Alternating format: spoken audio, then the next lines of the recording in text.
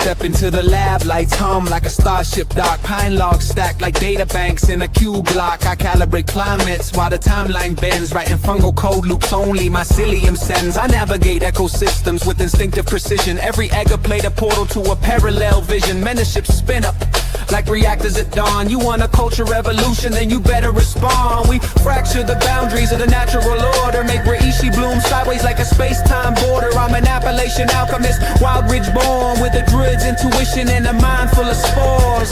Keep spawning culture. We're the network underfoot, the unseen sculpture. Keep spawning culture.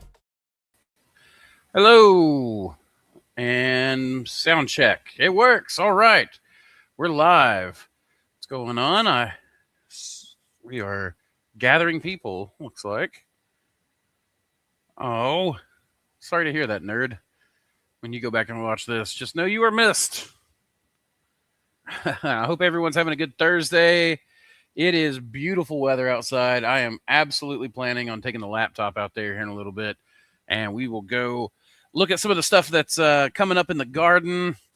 I don't know. We might make it to the grow room today. I don't. It's not very heavily stocked right now, and I've got the humidifier disassembled, so it's not very impressive to look at right now. But we're getting everything ready for the CSA this season, and we're expanding the CSA out and doing all kinds of stuff. Spring's got us busy, so it's that time of year. It's that time of year where we start doing all the preps and the planning, and everything gets us all excited for the grows. This time of year is always that time of year where I start just going, I want to do everything. So do everything I shall. I've got a limited lifetime. I want to grow everything. All right. Excuse me.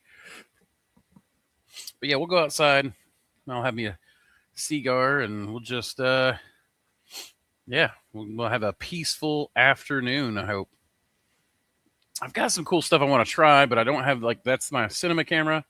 And I'd like to get the cinema camera set up outside at some point. I didn't really make it today because I still got to get the switchboard set up so the HDMI cables and everything runs. But Steve Curry, just harvested some of your old road mushrooms, customer favorite. Heck yeah, that is one of my favorites too. that one, let's see, that was found in down by Panther Creek State Park. So that's a homegrown one here. We have another one, the Mossy Creek oyster, which was found on Mossy Creek. Very creative, I know. And the Old Road one was found near the Old Road Trail, Panther Creek State Park area. So if you guys have ever been there, you'll know where I'm talking about. Interestingly enough, that Old Road oyster, when we found it, was growing out of a really, really, really degraded log.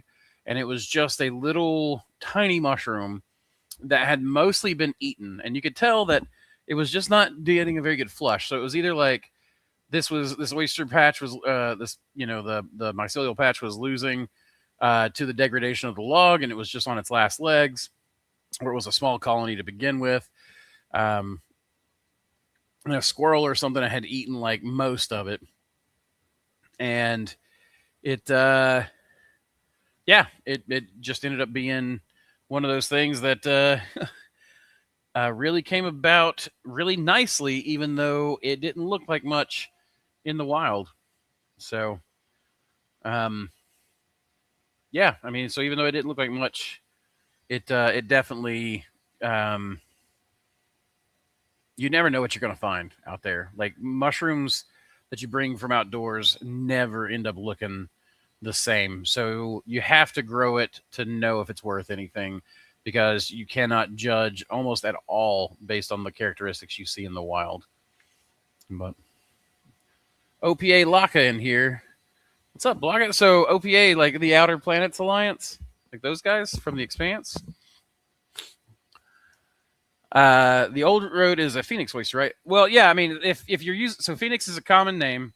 The scientific name would be Pleurotus pulmonarius, and your phoenix, our Venetian, the Italian oysters, the brown summer oysters, all of those are pulmonarius. So our Mossy Creek oyster is another pulmonarius. Honestly, pulmonarius is becoming pretty much my favorite species of oyster. I'm planning on doing a breeding program combining a lot of these and seeing if I can't get a really good shelf-stable Pulmonarius oyster. So that's my project, my mushroom breeding project for the summer, is to work on the Pulmonarius strains. Because there's just not I mean, there's a few of them out there, and some of them are really good, and some of them aren't so much. Honestly, my favorite one, commercially speaking, other than the Mossy Creek and the Old Road, is Lambert's. I'm trying to remember if it's 126. So 123 is the blue. Then you have 126, which may be the gold. And I can't remember what the Pulmonarius is. Let me look at that real quick. Lambert's mushroom spawn. So this is the only. Let's see. Shot by mushroom. Wow. Lambert has changed their website. Products, oyster products. We'll see. So 126 is their Pulmonarius strain. So strain 126 is Pleurotus pulmonarius. The 124, or no, sorry, the 140 is their gold. So I was wrong about that, but they. That 126 Pulmonarius strain from Lambert's is one of my all-time favorite summer strains, and it is, I mean, honestly, like it. The best thing about it is that when you pick it and you smell like right where you've tore the mushroom off the block, it has an almost like sassafras, root beery, sweet kind of smell to it, and it's the only mushroom strain I've ever come across that has that. But yeah, it's a fantastic mushroom, and I want to combine some of that with the Mossy Creek oyster, the Old Road oyster, and what's nice about the Old Road and the Mossy Creek, in my opinion, is that they have the fatter stems, and so I really want to dig into that this summer, which is exciting. What's up, Forge in the Flesh, Mushroom Bot? When are you going to sell Cordy liquid culture? It's a good question, Blocka. When I have strains to sell, I would do it, but Terrestrial Fungi already sells it. Appalachian Gold already sells it. There's a couple other purveyors out there, so maybe can remind me because I've forgotten the names. But both of them sell, and so the only Cordyceps liquid culture I would have for sale is something that they have, and I am absolutely against culture vulturing. So I would not want to take their strain and sell it, even if it's for the same price. I'd rather just tell you to go to them and buy it from them. Right now, I'm loving the Hades variants from Appalachian Gold. So far, they're proving out to be the fastest I've come across for production. I don't know where they stand yet on yield, or even really where they're coming out in the quality so far. Mound is a really good quality one. That one's from Terrestrial Fungi. The Mound variants that I've seen so far. I don't have a ton of experience with Mound. I'm really unimpressed with the SD8. I forgot the name of that one. But the Mound is a really good quality one. The Hades seems to be a lightning bolt as far as growth goes. I've got a bioreactor over here. I wonder if I can reach it. Do not pull the mic out. I brought this up to take photos. Woo. And have not done so yet, but I don't know if you can see that. I emptied this liquid culture reactor, and I already have clubs growing all over the hose here, the aeration hose, and the extractor hose. I've got anywhere there's a clump, like here. I don't know, let's see if I can get that to the camera. Right there. Can you guys? I don't know if you can see those. Well, on the other side here, there's clubs. Hey, you can kind of see them there. And so it's really interesting. Like, I want to do some experimentation with,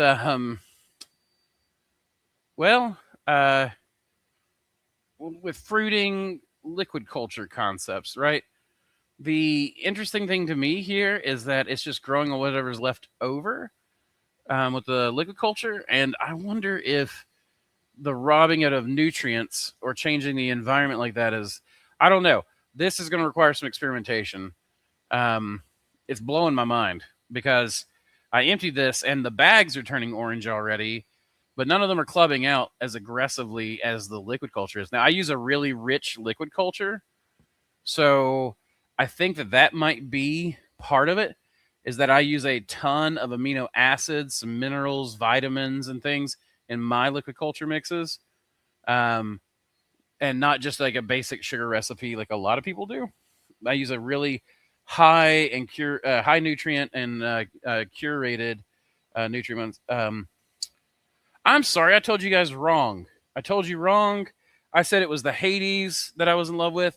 It is actually this is Beast. This is the Beast strain. I thought this was Hades.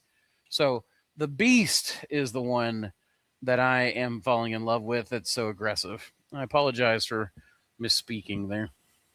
But Michael Nerd, you did make it. Was able to pop in for a bit. Good to see you, Andrew. Hope you and the family. We are doing well. Thank you very much for asking. We are doing very well. I think other than the fact that I am so overwhelmed because spring is the time everything's got to get in the ground. We got to it's the time when people are ordering the most spawn. It's the time when people are ordering the most cultures, and I'm happy for this. I'm so thankful for the business. But it's spring is always like this. I don't know. It's like a blur every year, and I love it. Like, that's one of my favorite things about farming is the seasonality that we have. And we're opening back up a lot of the farming side of things. We're doing a local CSA here. I'm falling in love with the CSA model. I did it last year, and I'm pushing it big time this year. We're actually adding vegetables that are grown in our mushroom compost, some aquatic edibles. We're growing pretty heavily into the aquatic edibles. And so I'm just doing a lot of stuff that we're going to add to our CSA box. It's going to become much more complete. But I love the CSA because this is one of the reasons why I feel like we're doing so well, is that the CSA, I get more money. I'm able to give per excuse me, per man hour worked, I make more profit. I make more profit because I'm selling directly to retail customers, but I'm able to give them close to a wholesale price. But it's still, because we have to take the time to box it, pick it, separate it, do all this stuff, and we're doing individualized boxes, I end up getting paid better than I would at a restaurant. So I'm pulling in like $10 to $12 a pound off mushrooms rather than $8 a pound off oyster mushrooms. And so we do this thing where we do a mushroom box. We've been doing a mushroom box for $100 a month, and they get about 2.5 pounds. It's by the box. It's by volume. We do not do weight truly, but it's roughly 2.5 pounds of mushrooms, which gives them about a $10 a pound value. And then we're going to add a vegetable side, and then we've got tilapia that we're growing out. And at the end of the year, we're going to try to offer fresh fish to the RCSA box as an add-on. So we're doing some really cool stuff. And what's really cool is the mushroom substrate's the base of all of this. So we get the grow room started. We've got the Cordyceps going, the reishi, the turkey tail, the hericium. And then all of that waste goes out here to our tubs where we're raising worms. And then we've got worms and aquatic greens and everything else that'll be fed to the tilapia. We'll have pellets as a backup feed, but we get to reduce the feed cost big time. And we get so it's a lot of irons, I guess is what I'm saying. I guess I'm going really long into this, nerd, but you asked. But yeah, it's super. This is always the exciting time of the year. By the end of summer, there'll be a little bit of feeling of burnout, but thankfully I've got a couple of short trips, a couple of mushroom festivals that we're going to, a couple of speaking engagements, and there's even some stuff where ever since I went on the survival podcast, I've gotten a few different offers to go to some of these homesteading conferences and stuff. So we're looking at which ones we want to go for that. So it's just a lot. It's just a lot, but it's great. And it's the, winter time. We've been planning a lot of this stuff out. Spring is the time to take action. What is it they say in Dune? Care must be taken during beginnings. They're the most, I can't remember the name. But basically, you had to be really careful during beginnings. So we're trying to start the grow season off right. Excuse me. Howdy, culture spawners. What's up, Andrew? Happy Thursday. Happy Thursday, Alchemy Gardens. Hey, that's kind of neat. I know this isn't you, but this is my cigar pack. Buddy of mine just dropped it off. He works up there, but they do like cigar lounge and stuff. But Alchemy, I've been wanting to go up there and still have not made it because I never go to Knoxville anymore. But I like the name, is what I'm saying. Esther, how you doing? Big fan. Well, thank you very much. I'm very honored to have you here. I really appreciate that, and I'm honored to be that you're a fan of mine. Well, it looks like a bong. I guess it kind of does. I don't really know much about bongs, so I don't really know. You know, I guess it kind of could. It just looks like a bottle to me. That's one of the 5-liter bottles. That's primarily what we grow Cordyceps liquid culture in. It's good. It's a good kind of overwhelmed though. At least can't wait to get in the garden. Me too, man.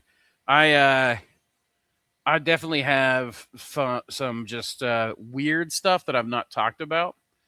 And there's a lot of this that we're redesigning the Patreon for all those people that support us, and I'm going to be offering a much. I have had my troubles with Patreon, but we have been getting that figured out.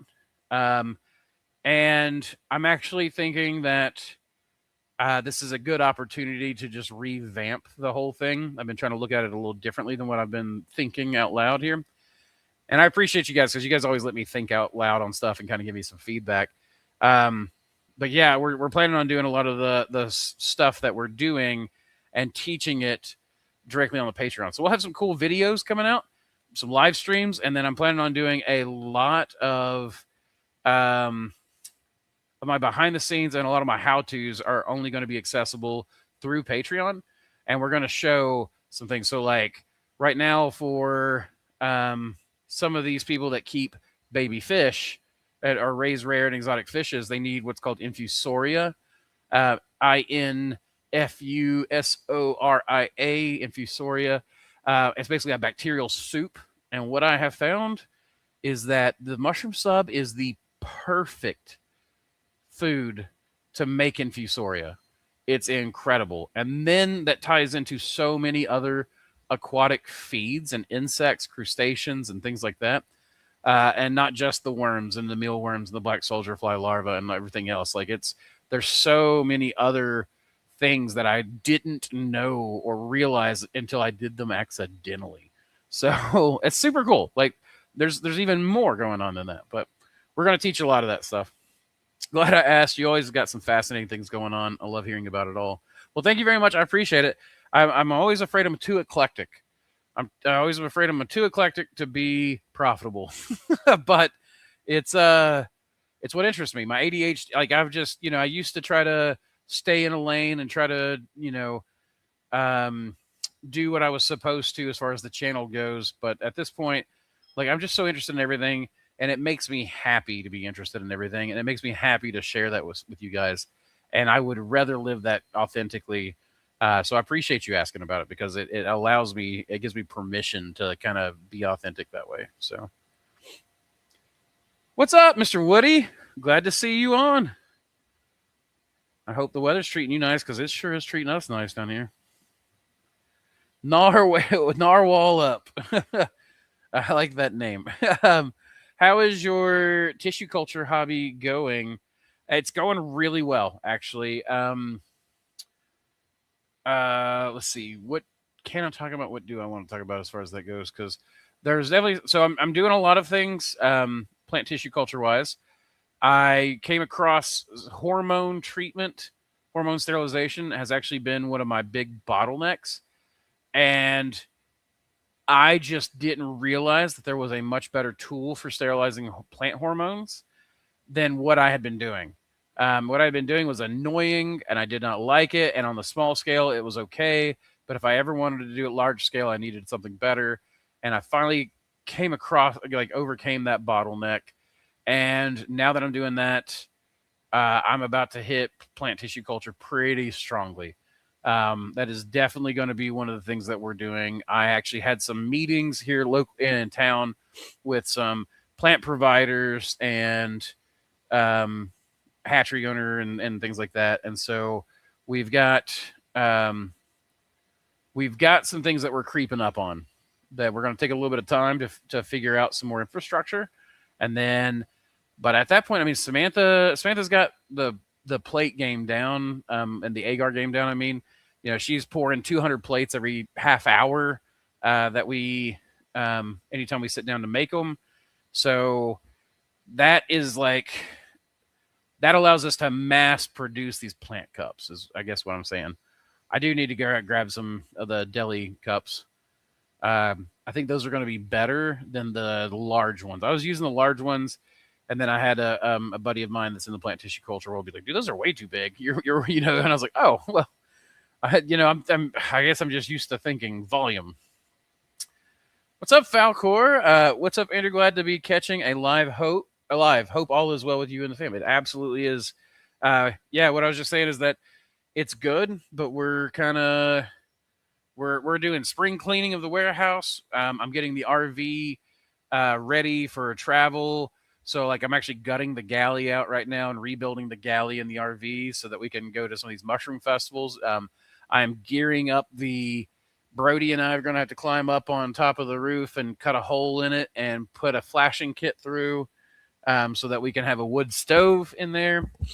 And we're just setting the whole thing up for solar, carrying our water, boondocking basically, because this will also be something that we use to go bioprospecting or any kind of travel. So pretty excited about all that. Yeah. Then we're going to have, it's just a lot. It's just that's what I was saying, I guess. That I'm just my ADD kind of fired there for a second. I lost track. But yeah, it's a lot of irons in the fire, and we're really enjoying it. Spring is always the most exciting season for me. Again, here in a little bit, we'll go outside, and I'll have the garden behind me and the water tubs and stuff. And if we want to look at them, we can absolutely take a little tour around the garden. Many Worlds Mycology. I like that logo, and I like that name. It has been a goal of mine forever that I want to take life to new worlds, right? So, yes, it is weather. Yes, it is. Weather is great for now. It absolutely is. Yeah, I'm loving it. Like I said, we're going outside. I'm going to sit down and have a Coca-Cola and a cigar, and we're gonna just sit out in the nice, like perfect temperature. Are you using AI or Claude? Yeah, I mean, I've not used Claude. I've not used Claude yet. I've heard a lot of people talk about it. I've heard about Claude and Luma, but I do use a little bit. I think my use caseage for oh my gosh, case usage for using AI is pretty shallow compared to a lot of people. I use it to help me just do like the rote bits. So I do it to help me, like I'll write up a paragraph and have it rewrite. That's usually ChatGPT or Gemini. I use sometimes I use it like I'll sketch something out and I'll hand it to the AI and have it kind of flesh it out for a thumbnail. Because paying somebody to make thumbnails is ridiculous and it's not a skill that I've really developed. And Samantha's so busy now that sometimes she does my thumbnails and sometimes she doesn't. So it's if I see that she's busy, I don't want to bother her, I'll use the AI to help me make one, or I'll have it flesh out my idea and then I hand it off to her to finish it. So there's just a variety of uses.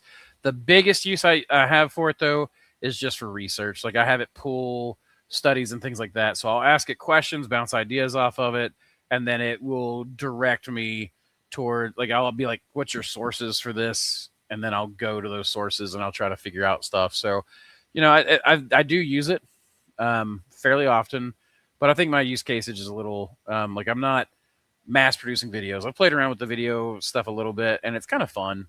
But yeah, I haven't messed around with it like hardcore or anything. It's a great tool. And I don't know in agriculture what the best usage of that's really going to be. But Samantha was actually showing me a chart or a graphic of some sort where they were showing what industries were being most changed by AI most rapidly. And I think agriculture was pretty much the least. And that's a good thing for me. in a big way, and a good thing for a lot of people transitioning to agriculture. I also think agriculture is going to be seeing an explosion, so AI will probably come to it at some point. But the fertilizer shortages and stuff that are going to be starting in the next year to three, due to all this stuff in Iran. Interestingly enough, nitrogen is one of those things that we don't really have a shortage of all that much, because we're able to pull it as a byproduct from natural gas and stuff, and that's going to be interesting, is to see how, I think the peninsula out there is responsible for something like 35% of the world's nitrogen supply. I could be wrong about that. So I use the AI to kind of study, like pull numbers for me on this kind of stuff. And I do have to fact check it because AI is sometimes a notorious liar. But as long as you like a quick fact check, usually has things. It usually has things, and it's way better than it used to be now. So I am using them. Sam's good at everything she does, pretty much. Sam is pretty much good at everything. I will agree with that. There are some things that she's a little weak on, but thankfully that's where I get to come in and cover. So, woo! Andrew's building the bug out bus. You got to use blocks to fuel the stove. I wish I could, but the mycelium is just proven to be too fire retardant. No, that's just so that like if we're staying out in the woods and it's a little cooler or whatever. I've got this. I mean, they're literally just made for tents, but they work super well in the RV.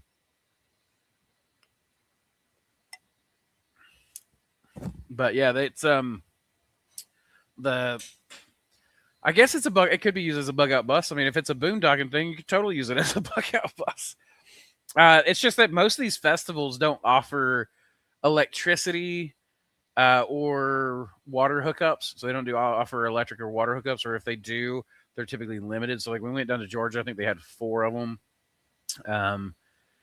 The Georgia Mushroom Festival was super fun. Honestly, the campsite was probably my favorite thing about it, and the camping beforehand. We stayed at Red Top State Park the night before the Georgia Mushroom Festival. And now, honestly, guys, that's one of the best state parks I've been to in a long time. It is gorgeous. Absolutely, utterly gorgeous. So that's a great one. If you guys anybody who's ever in Georgia near Atlanta, Red Top State Park is a great one. We found a few different reishi while we were down there. So that's something that I like to do, is go to these different places and do a little bioprospecting. And when we went down to Florida, we found some really interesting mushrooms. The fringe sawgill was probably my favorite find in Florida, and we've grown it several times here now. I mean it's been super fun, and I guess I could use it as a bug out bus. And who knows, if things keep going the way they are, maybe I'll have to. Anyway, when I was saying about the nitrogen shortage and all that stuff, by the way, guys, I don't think there's going to be a nitrogen shortage in the United States. We're way too, like, we got Canada provides all of our nitrogen. It just means that food and stuff is going to get more expensive over the next 3 years. Not that food hasn't already been getting expensive. So, good time to be a farmer. Good time to be a producer of some sort. Yeah, that is what makes a great team. With talking about Samantha being good at everything, that is,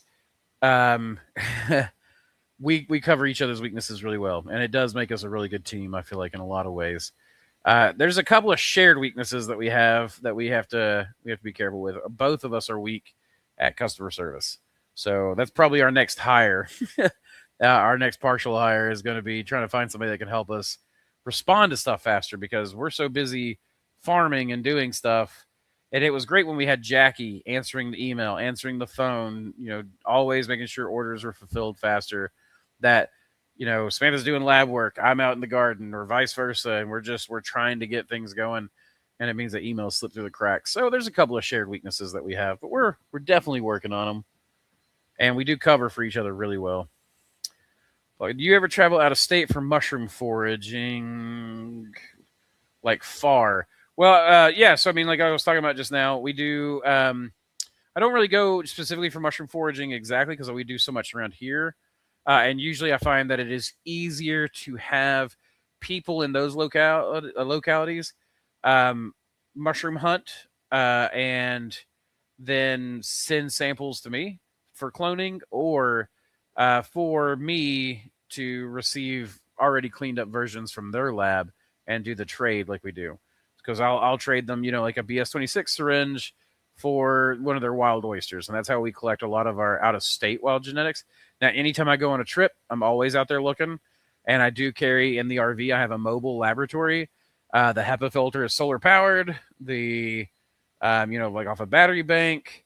I usually bring propane torches, and I have a rhizofunga. By the way, if you guys get one of those induction tool sterilizers from rhizofunga and use code Mossy, saves you money and it gives me a kickback. It's a good way to support the channel.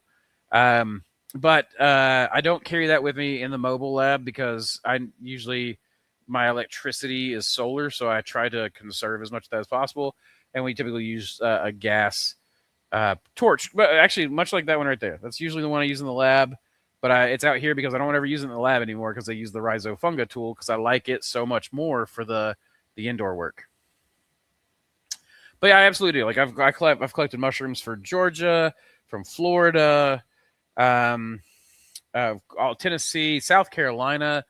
We went to the beach a couple of years ago down in Pawleys Island, and when my dad and brother went to the grocery store, I kind of got what I needed, threw it in the cart, and then I went outside into the parking lot under all the I forgot the name of those oaks that have the moss that hang way down off of them or whatever. Anyways, around that, I found all kinds of mushrooms around the root systems at the coast and around the marsh there, so I'd collect there. But it's usually me mushroom hunting. I didn't travel there to mushroom hunt, but I've got some trips that I would like to take, and I'm feeling good enough now health-wise, and I'm getting good enough financial health-wise, recovered from being sick, that I'm starting to look at some trips. I've been invited to the Virgin Islands, maybe even some, or he may even be on here. I don't know. He's often on here.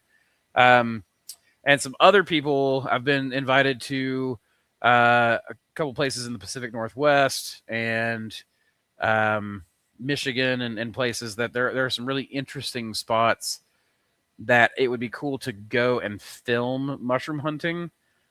Just take the cinema camera out there and just do some mushroom hunting and tell the story and bring it, like have the lab and that kind of thing. So I'd like to do more of it for sure. Savannah and I had this whole idea of doing a show called Prospectors, where we literally just went out and prospected for strains and then brought them back to the lab and showed them growing in the grow room and whatnot. But, life gets in the way of that kind of stuff. So I've not actually got to do that show. I got to do like 1 or 2 episodes at the lake here. And that's honestly what I do is I do a lot of lake hunting. I do a lot of wetlands hunting. I'm a big wetlands guy. And around here, especially in the summertime, it gets so hot that you're only ever finding mushrooms close to water sources. So that's where I find almost all my reishi is on the lake, close to the shore. Mini World says, I have a bin full of spit blocks, lots of them, lion's mane, reishi, oyster, turkey tail, 2 cubic feet of steer manure, 4 CF all-purpose potting, and absolutely no idea how to transform into rich soil. Well, that sounds like a lot of that. Is all that stuff combined? Because it sounds like you're already, you just got to wait now for that stuff to break down. We'll go outside here in a minute, and I'll take the cell phone, and I will show you what I'm doing. It's so simple that you'll get an idea for how I'm doing it. But I'll show you like our worms and everything else. I was out there earlier. A buddy of mine came by and with his dump truck and picked up some stuff that he had been storing here, and he's taking back to his place. And while we were there, he sat down and lit his cigar. And as we were sitting there talking, I noticed, this is what that always happens to me, is it being ADHD, an ant colony. And there's a lot of activity. And then I realized it was 2 ant colonies fighting over each other, fighting for territory. And about 30 minutes later, that frenzy of activity is just nothing. There's nothing left there. Even all the dead bodies were cleaned up. And they had been at war. I don't know which ant nest won, but they were living in the substrate, and they love it. I mean, it's perfect structure, organic material, food. Like it's absolutely great, and the ants help the soil transition. You know, the spit blocks transition into soil. So, also super grateful to finally make this live. This has been my go-to channel for like, man, at least 5 years. Well, I'm glad to hear it, man. Thank you so much. I'm honored that so many people follow me and find me useful. Well, tell you what, let me set up here. You guys can keep talking because I'll be right back. And what I'm going to do is try to grab the laptop and go set up on the porch. You know, we'll sit down up below the porch, so the garden will be behind me. And what I'll do is I'll try to play a sponsor video real quick while I'm getting that. So let's see, laptop, phone, torch, cigar. We'll go with Coca-Cola, water. I can drink water later. All right, guys, I'll be right back. Imagine a world where the most unique, rare, and powerful mushroom strains are preserved, studied, and shared with growers like you. That's exactly what we're building with the Micheloseum, a living archive of fungal biodiversity, sourced from the wild, expanded in the lab, and made available for researchers, growers, and curious minds alike. But here's the best part. You can be a part of it. If you're a bioprospector, a forager, or just someone who loves finding cool mushrooms in the wild, you can send in your samples. If you send me in a wild mushroom and I can successfully clone it, I'll send you back a cleaned up culture of it. If you send me a culture that you've already cleaned up yourself, I'll send you one for our library, ready to grow, experiment with, or add to your collection. That's right. Culture for culture. You help expand the library, and you get something amazing in return. The goal? To preserve fungal diversity, to give people access to new genetics, and maybe, just maybe, to discover something truly groundbreaking. So if you've got an interesting mushroom, a rare find, or a strain that deserves a place in the archives, send it in. Let's build something incredible together.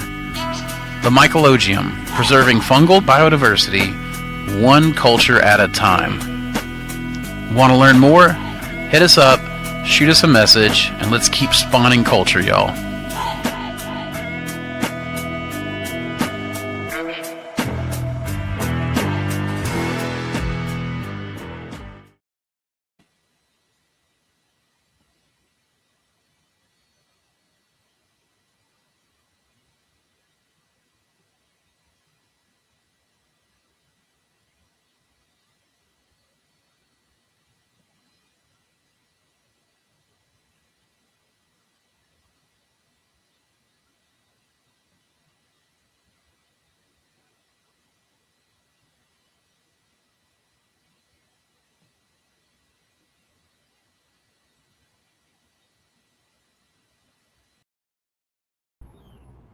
All right, testing, taste testing, tasty, testicular testes. There we go. Tested. Looks like it's working. It's all separate. What's all separate? I'm don't remember what I said. That would make it all separate. So we have, you guys see the tubs there. There's another one here. There's that water tub behind. Oh.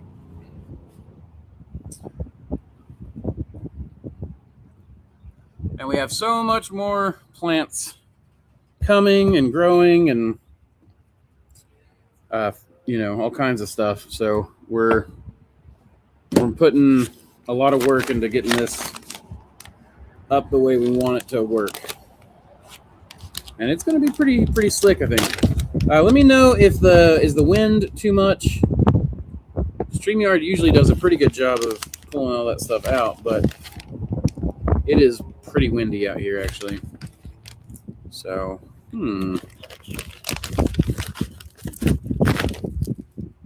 The Tennessee Waltz. I always ask for a variety pack of cigars.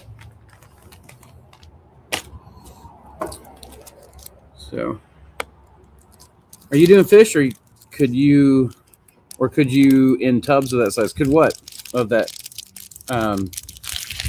Could I what? I will. We are doing fish, so I've got tilapia that we're doing. I had a meeting with the local, one of the owners, the owner of one of the local fish hatcheries here. I'll probably be doing some fancy fish for them and through them.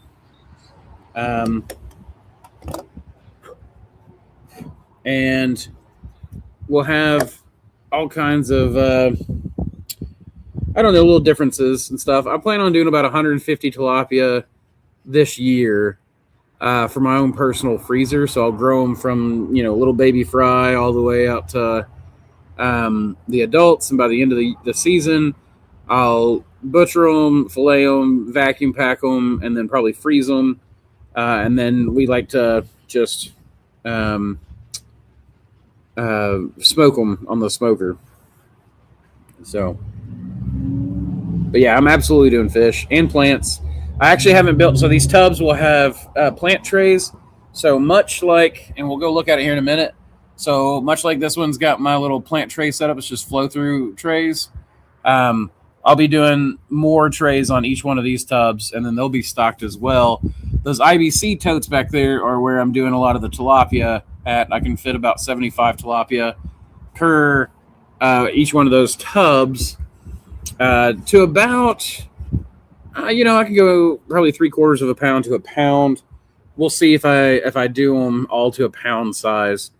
They start, once you hit about 1/2 pound to 3/4 of a pound for tilapia, they start losing some efficiency in feed conversion. So the question is, do we want to go full on, efficiency? And I can always do like the investment strategy, right? Where, you buy in and then we harvest a little bit, and then we harvest a little bit at the peak, and then we harvest a little bit at the very end of the season. And we can, see how what the conversion rate really is. So, wondering what your input on the ratios when it comes time to amend it all. So I don't really do a lot of ratios. I'll tell you what, I won't be able to see this as well. I won't be able to see the comments, but what we'll do is I'll get you guys on here, and I need to really mute the phone. Okay. And then I need to go to StreamYard.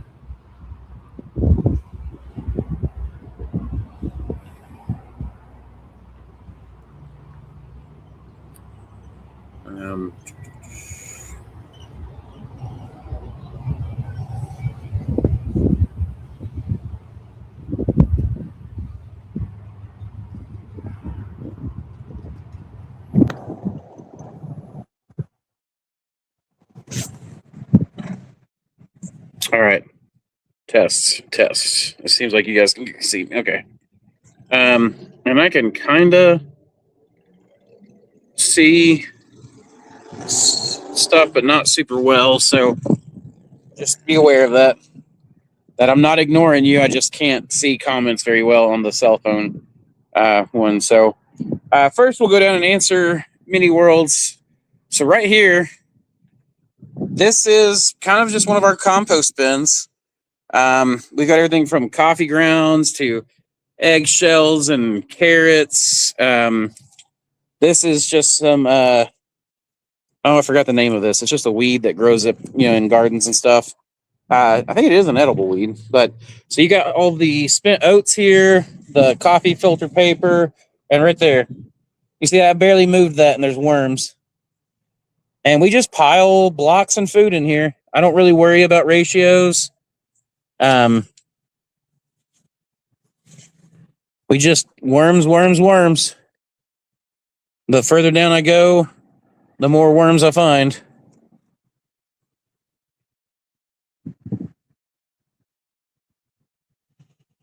So an interesting thought is that the hatchery owner, when he found out that I was raising so many worms, he actually was talking about how they raise axolotls now in mass, and worms are their favorite food, and they just cannot grow enough worms.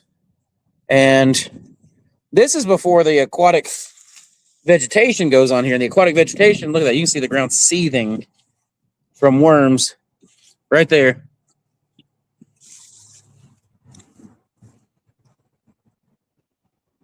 So this is kind of like a hybridized vermicompost. But when the season comes on, we'll straight up just plant plants in this. You can see this one right here, coffee grounds and old squash, pumpkins, whatever. I've got a lot of this is aquatic vegetation. So these are like water chestnut, rush stems. This is mojito mint. This is probably my favorite mint in the entire world.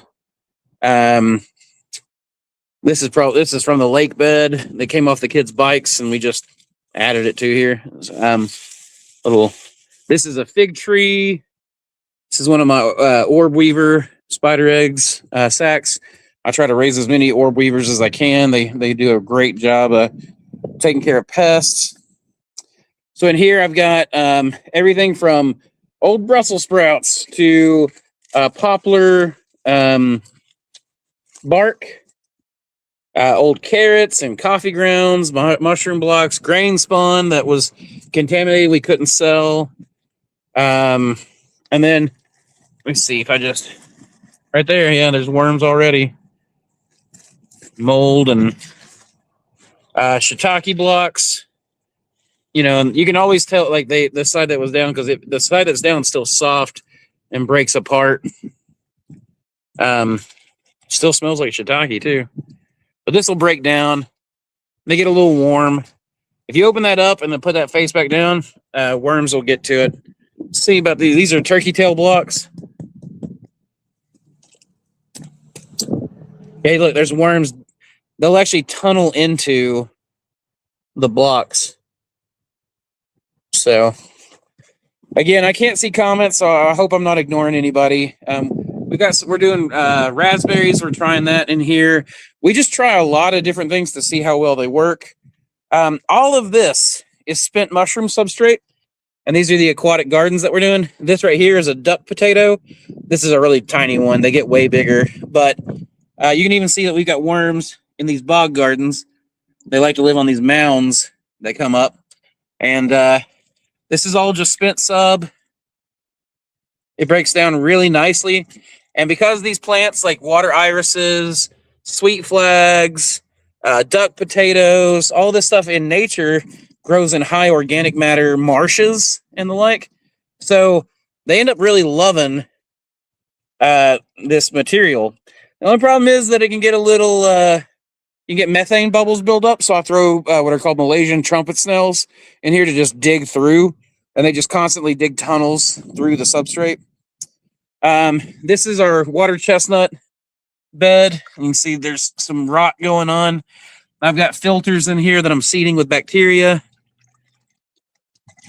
So those stay in here to get really nice bacteria. This is just full of the infusoria I was talking about.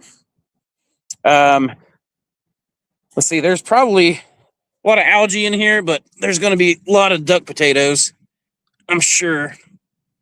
Yeah, right there's one. They're already coming up under the surface. So all of this is sweet flag. Sweet flag. They're being transferred to these felt bags. I'm trying to get away from the plastic buckets and get more to felt. And you can see we put, I make charcoal, and then I add charcoal to the soils. This is just broken down material. You can even see that some of this stuff is still sawdusty. And the plants just go crazy for this. Those strawberries were gifted to me, and I thought about planting them here, but I think I'm going to give them to somebody.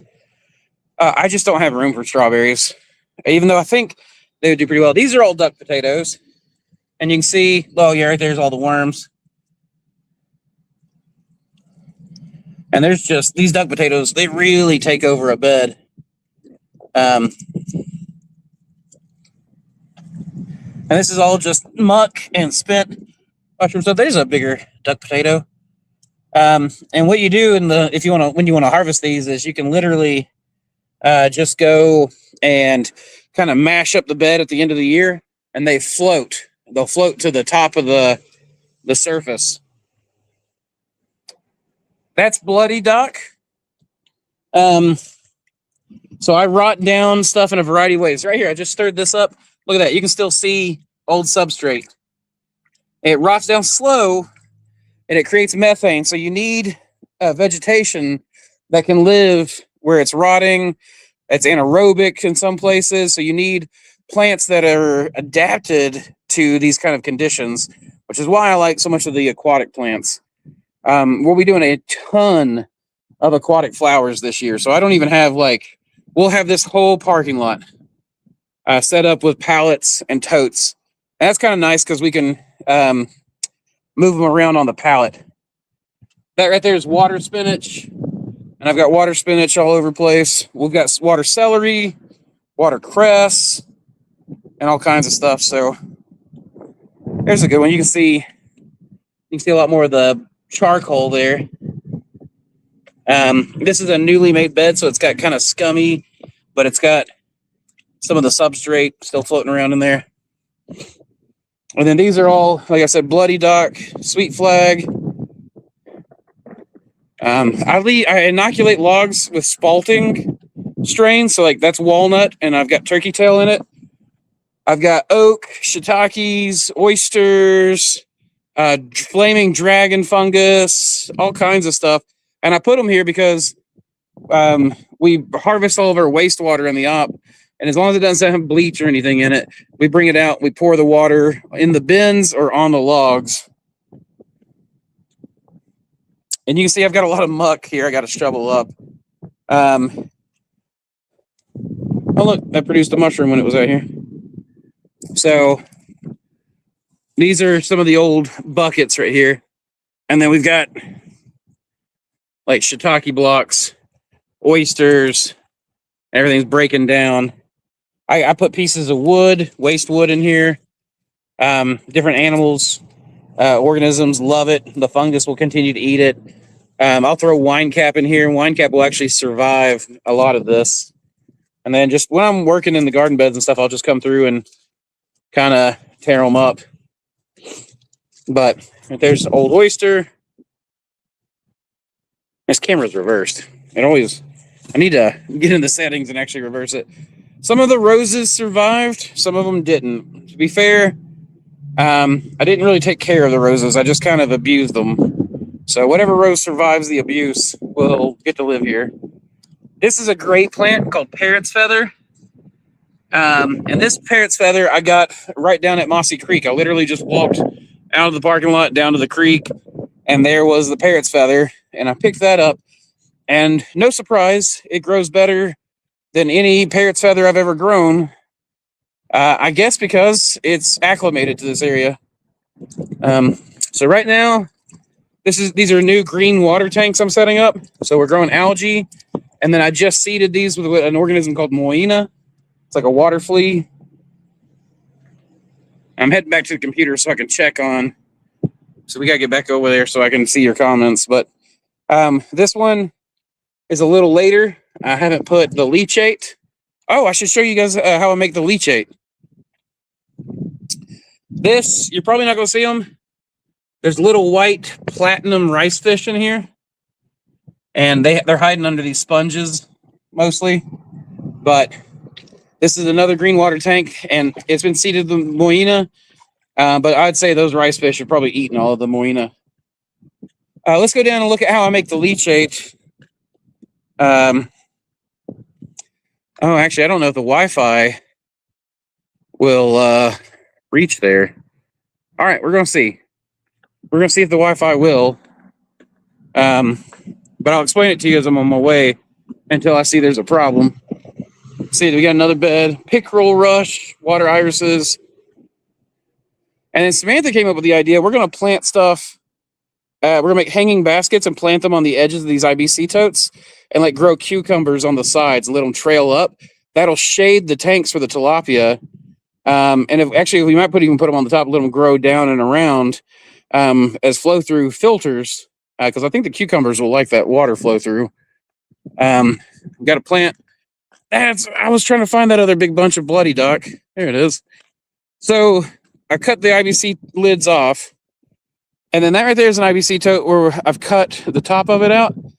There's our composting bin, and that is full of blocks and garden matter from last year, and it's been sitting in water, so it's very anaerobic.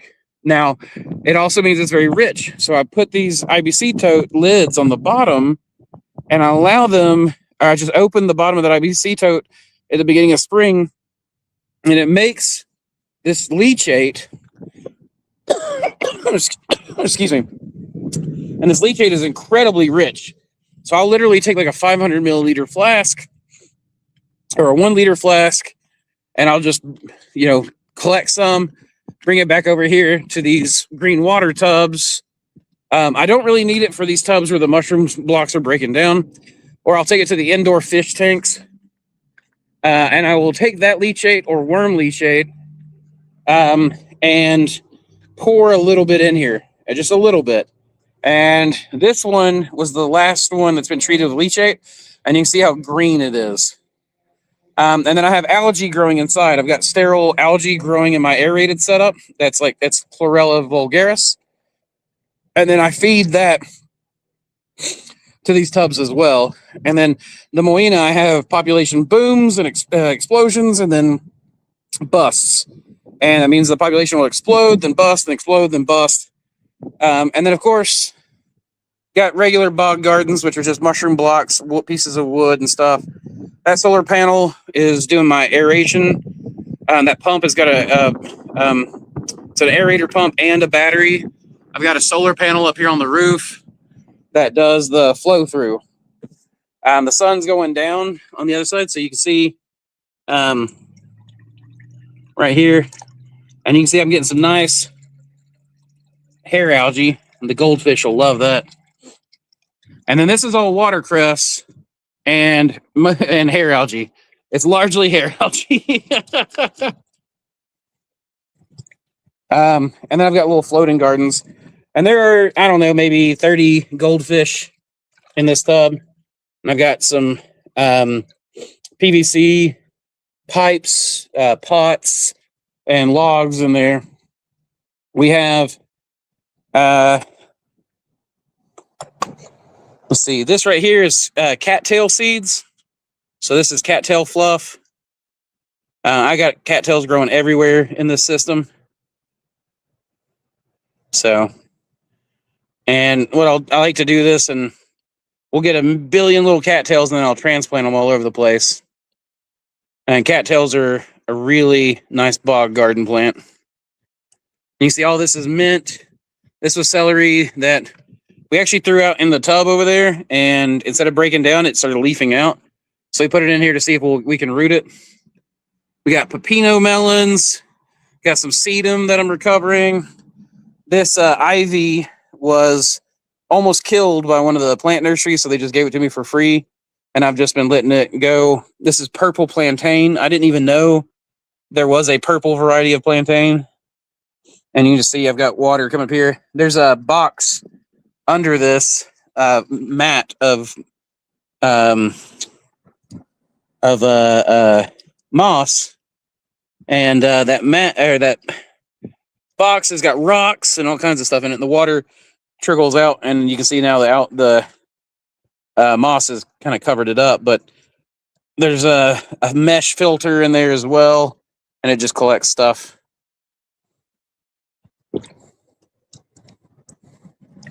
This is where I do a lot of seed starting, plant recovery. There's a lot of oxygen flowing through here. The roots are aerated. Here's another thing of sweetgrass. I propagate a lot of stuff in here. And then we eat the watercress like crazy. And this is all just charcoal chunks. I throw charcoal chunks in here. The bacteria love it. The Algae loves it. I'm actually having an algae bloom, which means there's more nutrients in the water than the plants are taking up. So the algae, I'm thankful that it's eating up a lot of that material, because aquatic plants will actually interrupt the nitrogen cycle, and it'll help keep ammonium and nitrites down and keep them from killing the fish. But this was all mushroom blocks as well. I just put a couple of mushroom blocks in there, and they've degraded down to that rich, boggy soil. And they did it really fast because of the water flow running through there. But you know what? I'm going to take some of this cattail fluff. We're going to put it in these little floating gardens. I'm trying to grow a lot of cattails this year. I've had some requests for some people that have got ponds, which I can always go. This is all like from local cattails too. My kids went and collected seeds for me. So this is duckweed. We feed that to fish, and I actually started selling some of it to people that raise chickens and whatnot. Sedum, anytime I want more sedum. So like I'll get like this sedum will start growing. And it's a beautiful plant. So I'll then tear stems off and just plant them in here, and they'll just root. So this is one that was put in here, and I don't know that I want to take it out. It feels pretty rooted right now. So I'll leave that for now, but that's my weed bucket where I just throw all the weedy stuff. But this is foxtail, and it grows so fast, and it collects a lot of the mulm and stuff from the bottom of the tank. And you can literally just take these, break them off like that, and then I just toss them into the plant tubs, and they do wonders. So, all right, I'm gonna go back to the laptop. I've got these out here. These are some old cast iron pans. I'm gonna shine them up, and then I'm gonna refire them in the fire pit.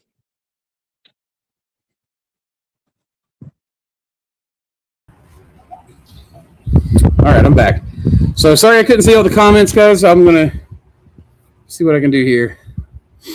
Looks like there wasn't that many. So, but yeah, I don't really do ratios. I know a lot of people want to get into them, but I just kind of feel it out and see what what really works, and kind of just am constantly tweaking the garden and stuff, and seeing how things go. So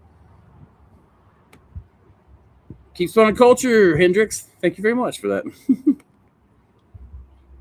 Jacob Culver, what's up, man? Micro Ag in the house. I hope all is well. East Tennessee. It is. Hold on. I didn't think about that being so loud.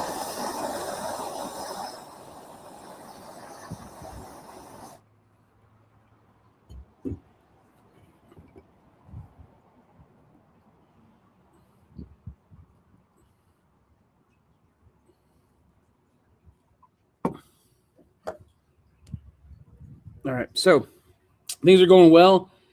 So many irons in the fire with it being spring and all the projects we're doing. It's pretty crazy. Oh, hey, speaking of Jacob, I don't know if you were here during the tour, but did you see your fig? Things grown like feet.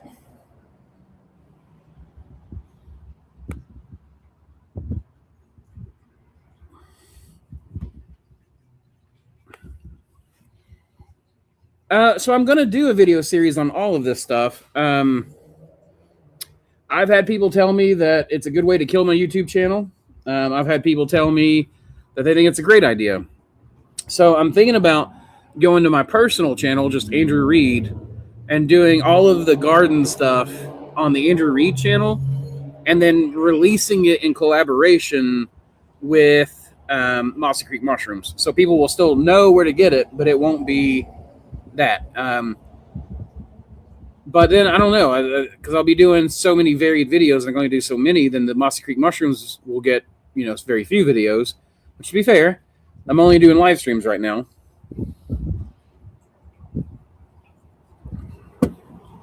So I don't really know. I've thought about doing it on the Mossy Creek Mushrooms channel. I've thought about renaming the Mossy Creek Mushrooms channel to like Mossy Creek Ecologics or Biologics or Life Systems or Mossy Creek Farms, though there's a Mossy Creek Farms right down the road, and I probably shouldn't do that. So I don't really know. There's a lot of thought to how to organize all this. The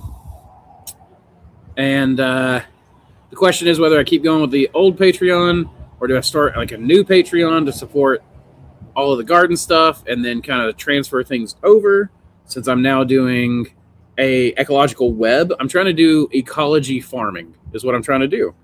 And yeah, I'm doing ecology farming in a parking lot, and it's kind of industrial in its way that it's got a grow room and, you know, all these different parts that play together, and they're kind of disparate parts. So, you know, it's kind of like industrial permaculture, permaculturalized industry or agriculture. I don't know how you would do it, but you know, there's a lot of thoughts to be done here. But I'm absolutely going to be doing videos on all of this.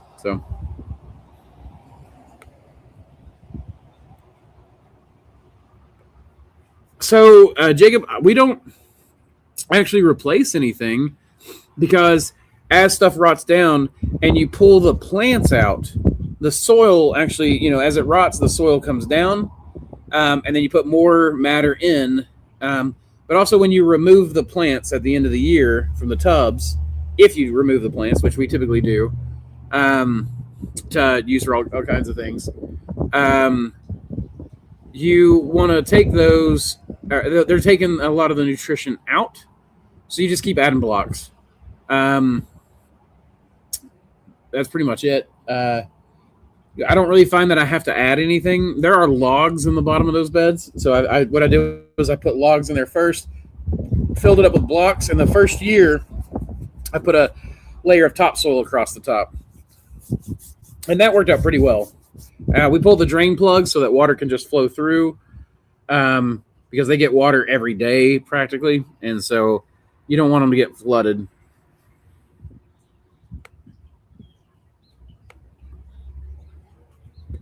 So when doing your logs, do you need to water them? So they do need water. The logs will dry out. But sometimes in certain areas, there's enough rainwater. In this parking lot, things are too hot, too dry for too long. So I have to have ways of watering them. So we basically just roll the shop vac out there. If it's got grow room water on it, I don't care. I don't care if it's nasty water, because the mycelium is in the log and in the cuts. So I'm just pouring water out there, and it's crazy because ever since I moved them over there where that water is constantly being dumped on them every other day or so, you can see the mycelium in the kerfs, the cuts of where the chainsaw cut, and they are white and fluffy, and they've grown into the log, and that's exactly what I need. So I've not some places, like if you put them out in the forest where they're shaded, I still think you need to water them occasionally. Like, it's a good thing to water them during your dry seasons, but there are some places that rain enough where that's not a big deal. And it does rain enough here. But our rain cycle has kind of changed. Our rain seemed like it used to stretch. You know, it'd be like it would rain every couple of days all year long. In the wintertime, we might get a little bit more rain.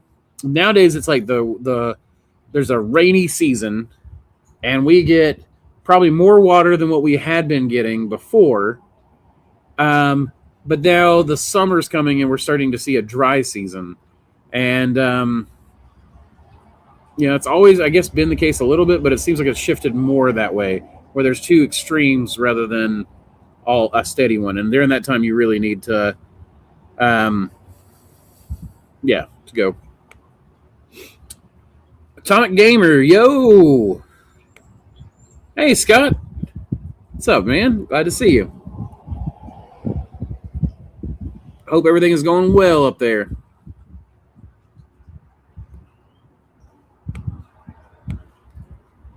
Yes, I did. It's definitely happy where you have it. And the figs tend to grow pretty fast, a few feet each year. Well, that's cool. We'll see how big this thing gets. It's in a 150-gallon tub, so it's got 150 gallons worth of room to make roots. I just grow mint and stuff around it, and to kind of shade it so it doesn't the roots don't get real hot. But the fig doesn't seem to mind.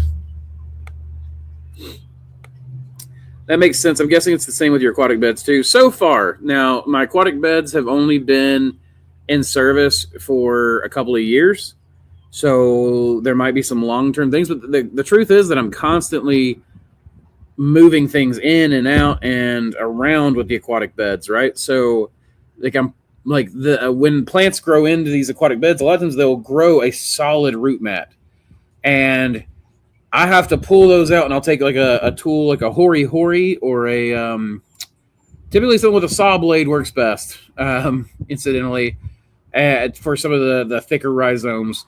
But you just cut, like I'll take that mat and I'll cut it into squares, and I can just toss those squares into new aquatic beds, and they just go crazy. So this is why we're actually starting the aquatic nursery here. And we're talking to nurseries and having meetings and stuff and setting that up to where we can start selling these aquatic plants to them, because the mushrooms come out of the grow room and I get paid for the mushrooms. And then the substrate goes in my tubs and grows me plants. And I sell the plants and I get paid for the plants, both edible in the CSA boxes and ornamental, hopefully to, we might do some passerbys and stuff, but I'm not looking to have a lot of foot traffic here, though. Having enough experience now, having grown plants out here in the parking lot for 2 or 3 years, I'm not going to stop. Like, people see plants and they're going to pull in. I've had that many times. I actually had people robbing my tobacco, pulling my tobacco leaves off my tobacco plants I grew here. Tobacco also, by the way, is a very ornamental plant. If you get some that have the nice big pink flowers on the top. So, but yeah, I mean, I'm liking this little system I've built, because I get to do like real hard work one time, and it's not even really that hard to work. And then the rest of it's just maintenance work. And I get to bounce from one topic to another, and it's really coming together into a system. When I started telling a lot of people about this, they're like, "I don't see the value in this. You're crazy. It's too divided." Teddy, oh, good boy. No, you stay. You're good. I just want to make sure you weren't out in the parking lot. So, yeah, it's I like this. I like this. This ecology farming is what I always wanted to do.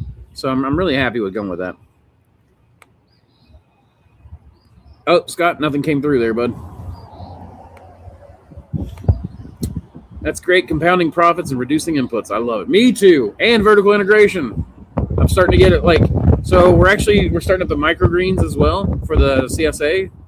And I'm doing amphipods for fishermen for bait and aquatics, as well as some live foods. A lot of people don't know this. I used to be a live foods manager. So hold on. I had a vulture riding the thermal right above me, and vulture is my spirit animal. So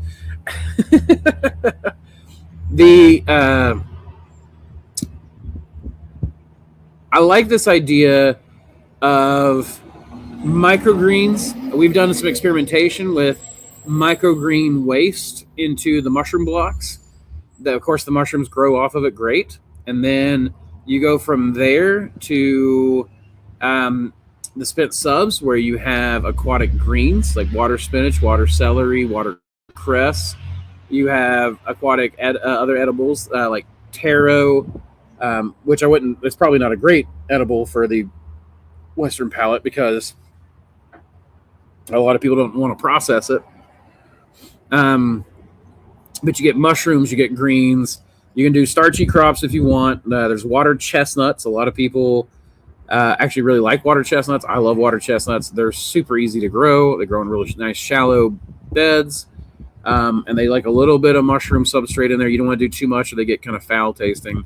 You want it just enough to give them the nutrients. And then, I mean, it feeds into the next thing to the next thing. And each one of these feeds, and your job basically becomes to start the cycle and then just move one resource to another resource.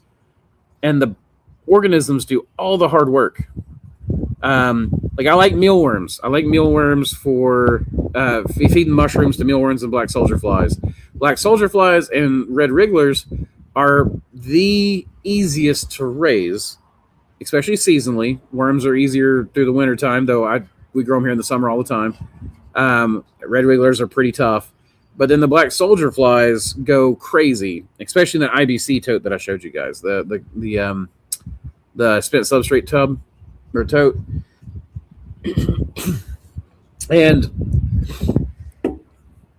that gives you protein feed for, you can take those and dehydrate them, you can freeze them, you can add them to gel foods, you can feed them to chickens, quail, tilapia, goldfish, all of this. Like there's so many organisms that'll eat that, not rabbits. Rabbits don't like bugs so much.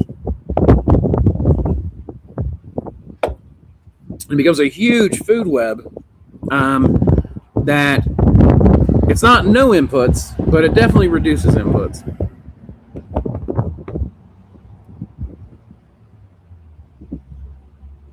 Yeah, so out of curiosity, have you tried inoculating tree stumps that were fresh cut or inoculated girdled trees? I saw some people doing that to kill invasive trees and get mushrooms. So I've not done any girdled trees. I would if somebody was wanting a tree removed. I'd be happy to do it. It'd be super easy to do. Electric chainsaw makes it super easy, quiet. Like I like the electric chainsaws so much more than the gas chainsaws. And you just get out there, cut a shallow cut all the way around. My grandfather used to always be really careful about how he mowed so he didn't accidentally girdle his young trees. So it's just the opposite of that. You just be less careful and cut. And there are people that literally make rope spawn where they take that rope, they get rope that's perfectly sized for like a chainsaw blade width. And then you just have this bundle of like hemp rope or some sort of natural rope that you've grown the mycelium on. You girdle the tree, just a quick score all the way around into the sapwood. And then you can just take that rope and just put it in and then wrap it around, pull it tight. And I think some people don't even cover that, because if the rope fits tight enough, hopefully that it's going to sit there and keep the moisture in enough that it's actually going to jump off into the tree before the mycelium dries out, or before the rope dries out. And so you've got that method for girdling trees, but I've just not had any trees I wanted to kill. And I don't own any like forested property, so it's not an experiment that I've just gone out and done. If somebody else had one, I would totally suggest that. The only problem I have is that if it's a tall tree and you want, like, the mushrooms might help break it down faster, but I would rather fell the tree than to girdle it, because eventually that girdled rotting tree becomes a fall hazard. Now the stumps, I've done stumps a lot. I've done stumps for people. A good angle grinder with the plug or inoculation tool bit on it will cut those holes really fast. But you can literally cut kerfs into a stump and just pack with the chainsaw, and then just pack those kerfs with sawdust spawn. Grain spawn works, but grain spawn dries out a little faster. So if you use grain spawn, something I found is that you oftentimes want to cover that with wax, plastic, duct tape, something. Plastic's not my favorite, but I know people who do like the saran wrap and stuff. You can use parafilm. People use parafilm. It's about the same stuff as grafting tape. You can use grafting tape. So there are definitely ways to do it. And I like the stump method. The stump method, like if you do oysters on a stump, they're just pulling water out of the ground. So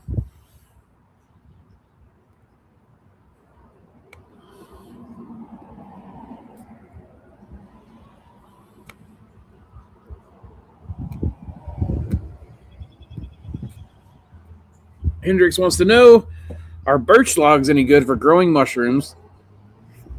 They might be alder logs. So I think alder is grown on a lot. Birch is probably good. The only problem with birch is I think the bark comes off really quick. So, typically when choosing logs for mushroom production, in particular things like shiitake, you want something that the bark clings to the log. But if I remember right, and I could be wrong about this, I don't really remember. I feel like it's been a long time since I've cut birch, but I feel like the bark sheds really easy, and that's less good. But the truth is, if you keep them damp, I think birch will grow just fine. I think it'll grow mushrooms just fine. I don't think you'll have too much of a problem.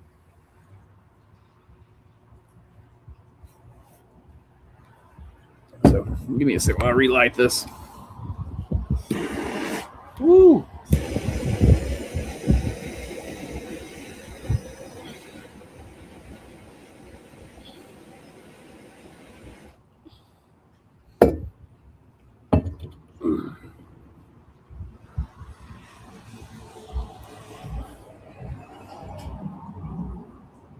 Well, if it wasn't for all the loud music and cars, it'd be almost downright peaceful. It's still pretty peaceful regardless. There's been a whole kettle of vultures just flying over me. They're flying over the warehouse too, and they're back and forth and back, and they're getting really low sometimes as they swoop by. And I just absolutely adore. I wish I could do that. I wish I could just soar on thermals like that. I guess if I got an ultralight craft, I probably could, huh? Richard Finner, do you know anything about generating electricity with geobacteria, bacteria in soil? I want to try and experiment with carbon felt to anywhere and see if I can generate enough to light an LED. So I don't know much about that. I've not tried that. I am familiar with the concept is all, but it's not something that I've ever played with or attempted. It has always been something that interested me, and I did see where apparently somebody's made a Myco battery, and they were able to power an LED off of it. But I don't know really how they did it. It would be interesting. I mean, it would be really interesting because you can literally, with the mycelium, you could make, you could grow a wire mesh through it, and make a pretty good conductor. You could even layer wire mesh through it, and then, wire mesh substrate, wire mesh substrate, and then do a central inoculation to it, or maybe even layer it as you're going. So I've not really done anything about it. It is something that interests me, but it's one of those things that's taken a low priority to other projects, and I never have played with it yet.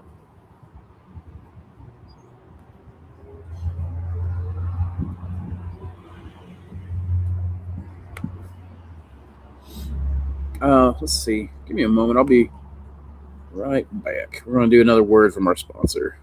Introducing the future of mycology, Dr. Silurian's Elixir of Mycelial Mastery. This isn't your average culture mix. It's a revolution in a packet, crafted for the dedicated cultivator seeking unparalleled growth. Experience the visual alchemy of this masterful brew. As you mix 10 grams with 500 milliliters of water, watch the solution transform into a rich, amber spectacle, the hallmark of a nutrient-dense sanctuary for your burgeoning mycelium. This is where vibrant color meets vibrant life, setting our elixir apart from the ordinary clear liquid cultures. Prepare to be captivated. Mix 10 grams of Dr. Silurian's elixir with 500 milliliters of water, add a stir bar for thorough integration, and sterilize the blend at 15 psi for 45 minutes. Once cooled, introduce your favorite culture into this perfectly prepared, nutrient-rich environment. Watch in awe as the elixir works its magic, unveiling a mycelial masterpiece before your eyes. Choose Dr. Silurian's Elixir of Mycelial Mastery for a mycological adventure that's as visually enchanting as it is potent. Welcome back. Trying to put my knife away, but I needed to clean it first. What about pine logs? Are too savvy? So I've grown off pine pellets, but I've not grown off pine logs. The process of pelletization removes the sap. I don't know that I'd be worried about the sap necessarily, though I bet it would make it not a pleasure to work with. But I mean, I've grown up cutting pine trees and stuff. A little bit of, it's called Technu.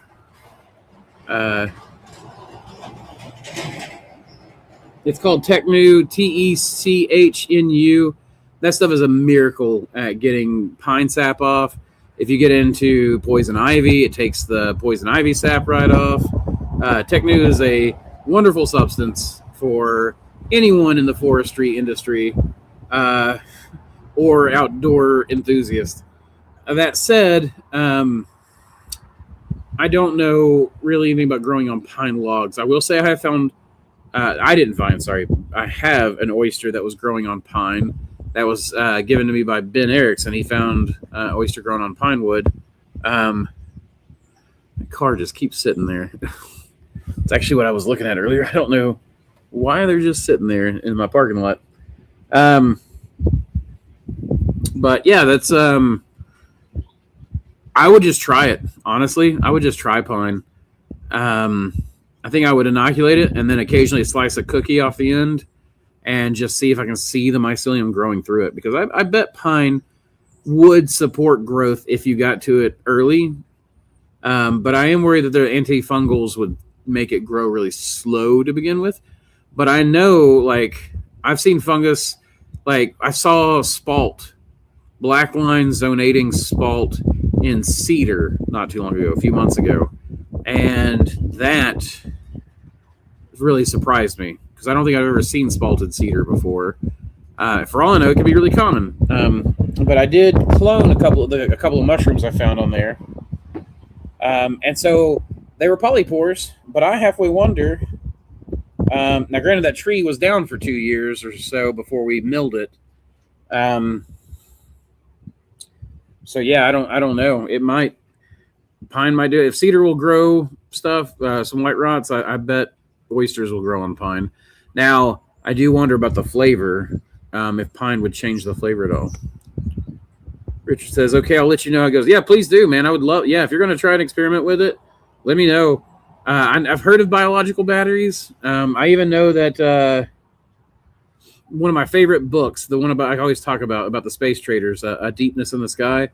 Very early in the book, the alien race that you meet, the guy comes up with basically a biological battery that they use for different purposes, or for basically walking around in a cold environment. They keep the suits and stuff they're wearing going, kind of thing. So it's a pretty neat book. Goes over a lot of stuff. Man, that kettle is just growing. There's now 8 or 9 vultures just circling around right there. So either that's just a really good thermal that everybody's wanting to ride, or they're finding something.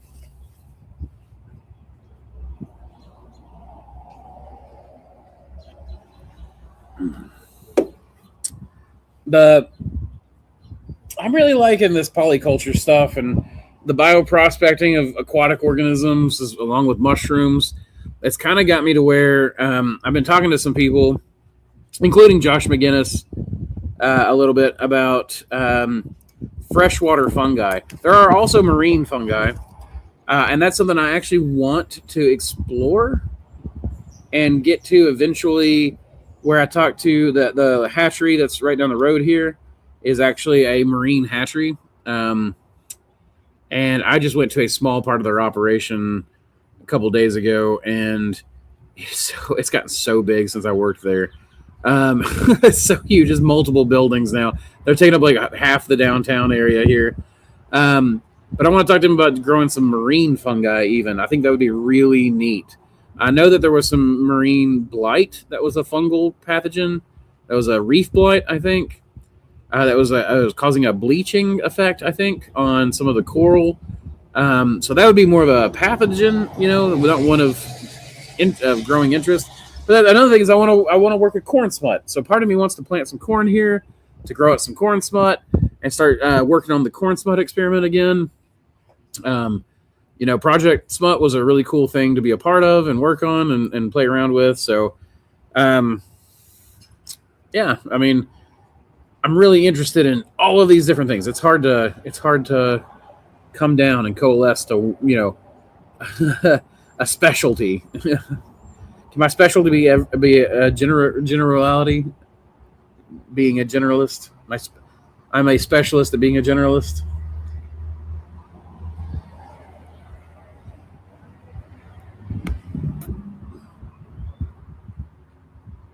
Wondering if you have any grain spawn and or fruiting blocks ready to ship like tomorrow. I don't know, Richard.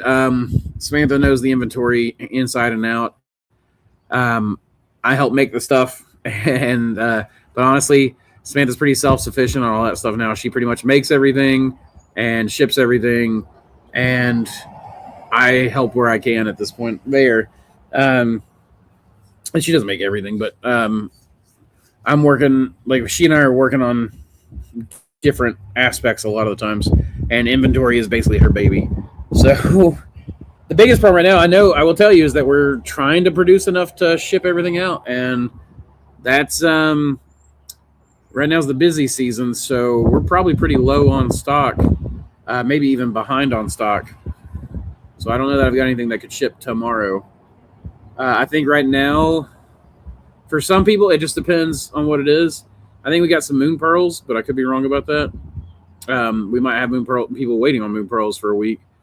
But I know I saw moon pearls and they're growing. I know some Cordyceps, but I don't know how much has been bought.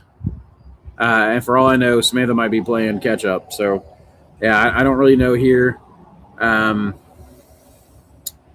Maybe try emailing us, though I'm slow at emails too. Like if you email me tonight, I don't know that we would get back to you by tomorrow. So yeah, it's just a lot going on. Now everybody's behind. Well, it's that time of year. Everybody's gearing up, and so it takes a lot of biomass to gear up, and everybody's after that biomass. I mean, I know that we've got stuff, and like Samantha just had to make up 10 more bioreactors for liquid culture orders alone. No, those are for liquid culture and spawn orders because she's got to make spawn. So there's some spawn I know that she's making the liquid culture for. It's going to take 10 days to grow in, and then she's got to make the spawn for it, and that's going to take 10 days to grow in. So, some stuff were 30 days turnaround. Some things were 4 to 6 weeks on, and some things were, we could ship it yesterday. It just depends on what it is.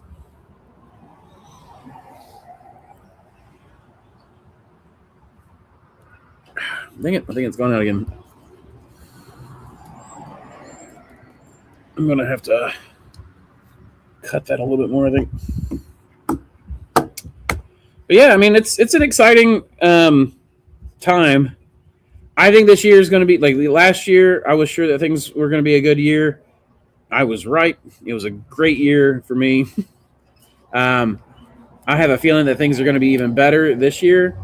And honestly, not all for good reasons, though some good reasons too. I think there's going to be a really good time to get into farming for a lot of people. So, our Cordyceps experiments are going really, really well. And our grow out is going well. I showed you guys that bottle earlier, and I've got some bags going of it. I'm actually probably 3 days behind on getting a bioreactor emptied into bags for production.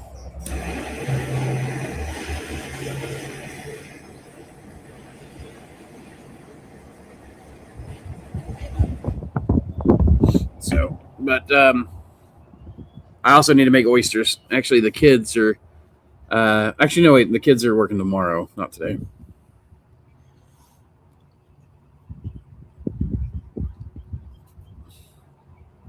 Yeah. Anybody else got any more questions? You guys are so quiet today. You guys are waiting. Like 2 people do all the talking.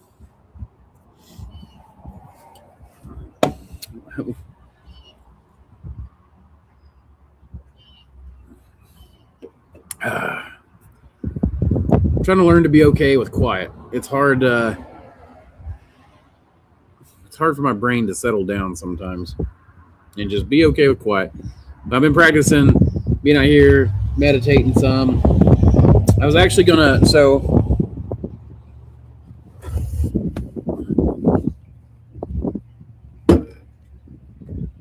there's a concrete pad right there, and we were actually a buddy of mine had a pull-up bar and a little he's got his heavy bag here, and what we were planning on doing was planning on building something there, a little just structure that would be covered so we could put the pull-up bar under there and the heavy bag, and that way you'd have 360 access to the heavy bag.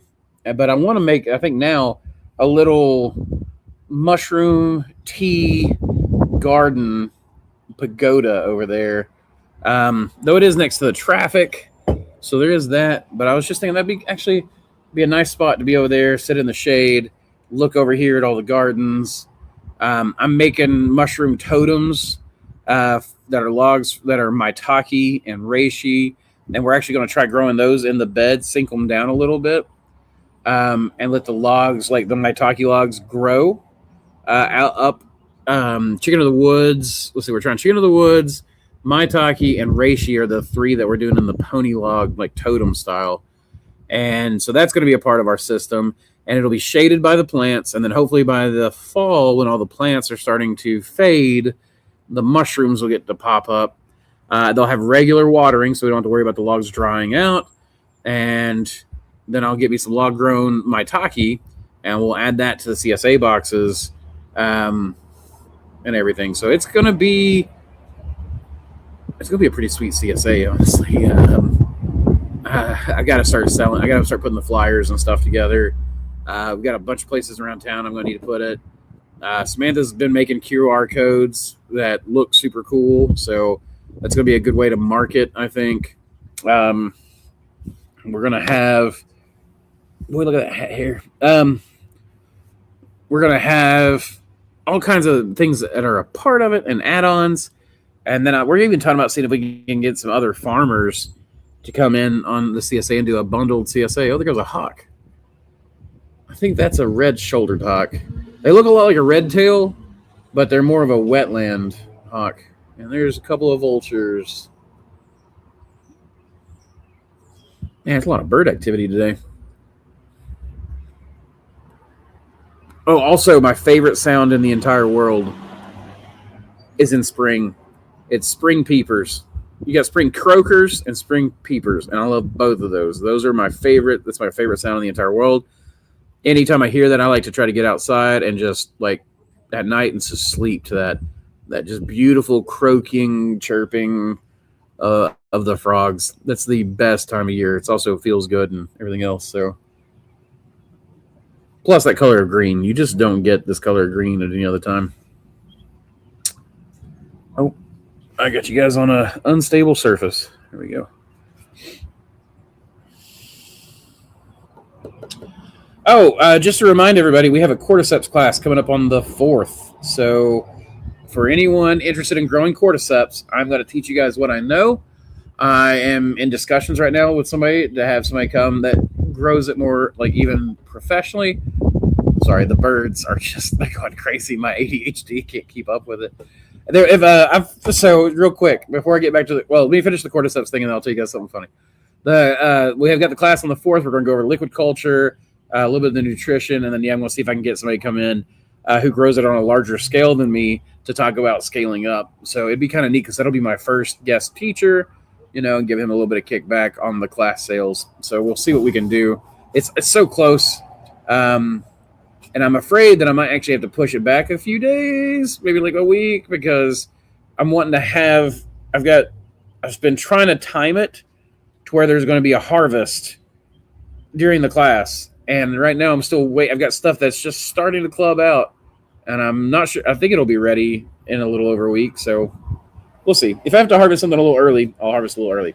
Okay. So about my ADHD, when I was a kid, my parents had me tested. The school had me tested because they're like, he's so smart, but doesn't ever do his homework. And the funny thing is my parents were like, he's doing his homework. We make sure he does his homework. I just wasn't turning it in. So they do the battery test and everything else. I'm like, yeah, he's got ADHD. But in the notes, it's something like when Andrew was asked about, this was elementary school, mind you. When Andrew was asked about such and such, Andrew ignored the question and looked and was like, "Oh, look, there's a robin outside." And so I guess birds have always been just bullet. Like, I just imagine myself as a kid. Like, I was always that kid. I used to play t-ball, and my dad was the coach, and he just started putting me in outfield because I would just sit there. I would like stare at the dandelions, or I'd like watch the ant colonies and stuff instead of playing t-ball. I was always just more interested in that stuff going on. I didn't want to sit there and watch a ball. So I always find that funny. I've always apparently been this way.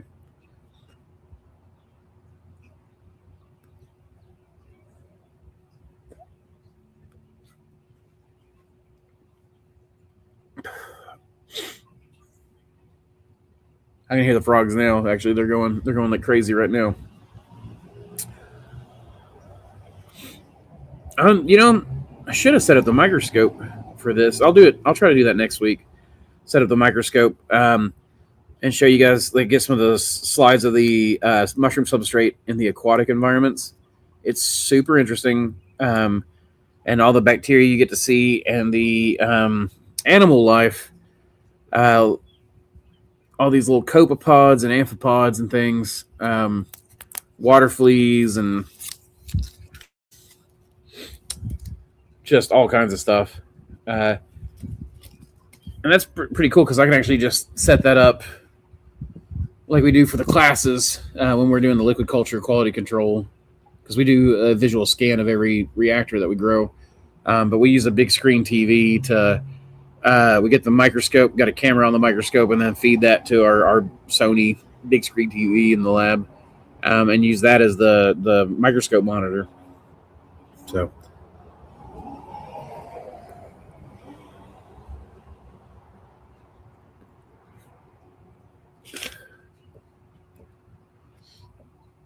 oh shoot, I got a parts list I was supposed to send out before this.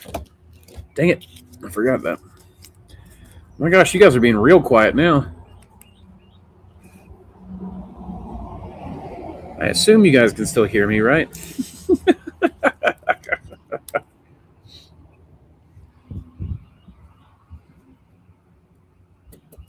Oh, tomorrow's fishing day too. And I go mushroom hunting every time I go fishing. But Friday, there's a really good fishing spot near here every Friday, and you can go catch your trout limit in like 30 minutes if you time it right. Mr. Denise was the one that showed it to me. I'm going to try to go tomorrow. We go there, and what's interesting is it's actually kind of a cool microclimate, and so you have mushrooms that, like, I found pheasant's back in the deep summer there, and I normally only find that in the spring. I know pheasant's back will grow in the summertime sometimes, but I think it's just in these cool microclimates, because I normally see pheasant's back around morel season is when I normally see it, and morels are on right now, the blonde morel in particular. It is going right now. I think Ben's kids and wife found a bunch of big blonde morels. So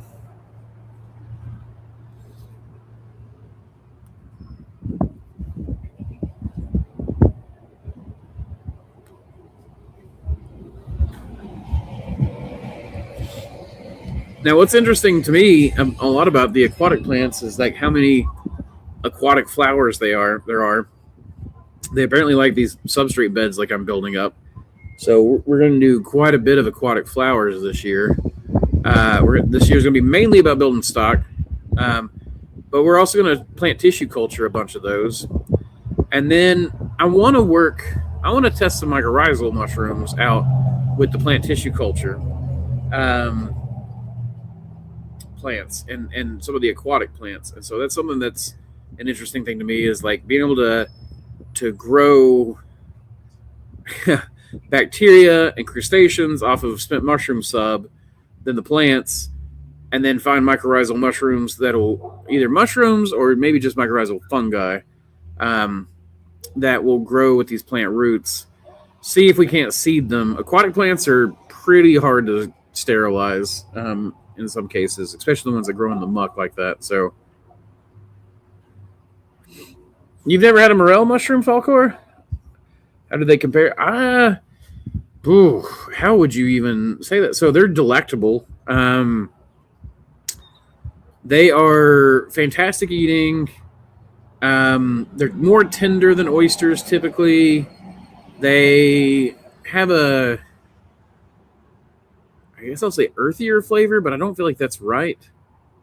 They're kind of fishy, but not really. Like, even people who don't like fish will oftentimes like morels. They're not particularly meaty, I don't feel like.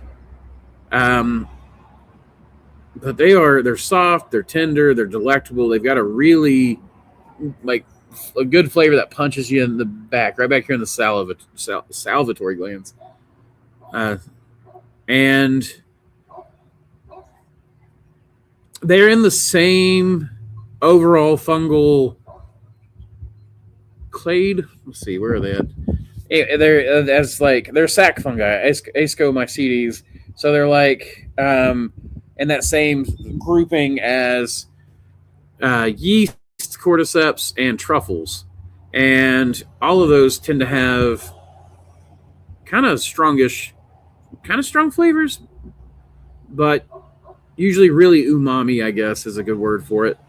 I sometimes try to stay away from the umami term. But yeah, I mean, it's pretty.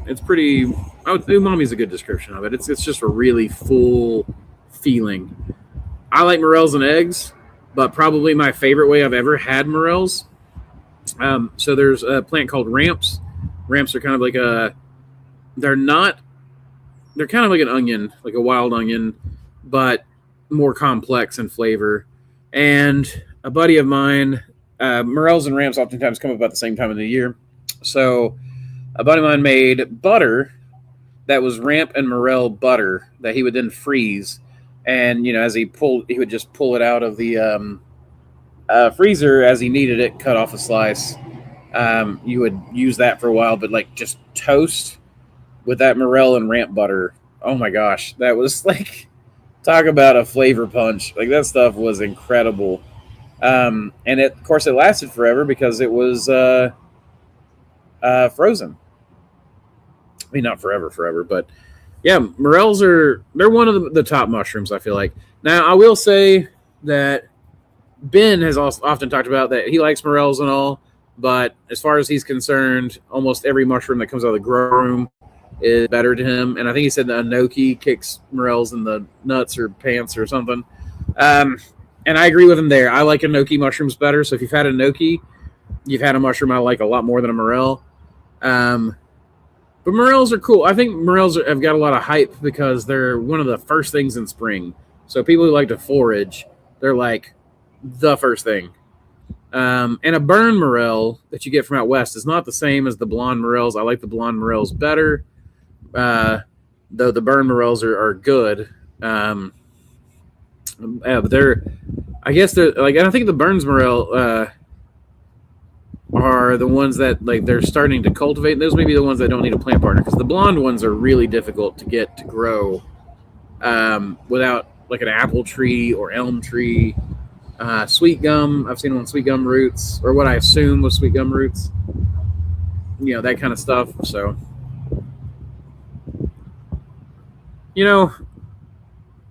I guess I live in an area where that's a more common thing. I guess I didn't think about that. Desert areas and city areas aren't going to have morels, because you got to have mature trees a lot of times. I don't ever find morels on young trees.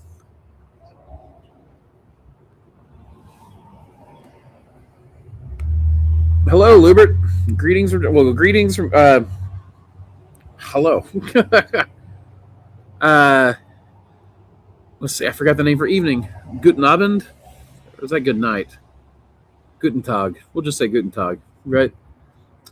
Guten Tag. Wie geht's? Wie geht's du? My German's bad. I have not practiced my German since like high school, and I used to be quite good at it, but it's been a long, long time. And your last stream you mentioned crud. What's crud? I don't know what crud is.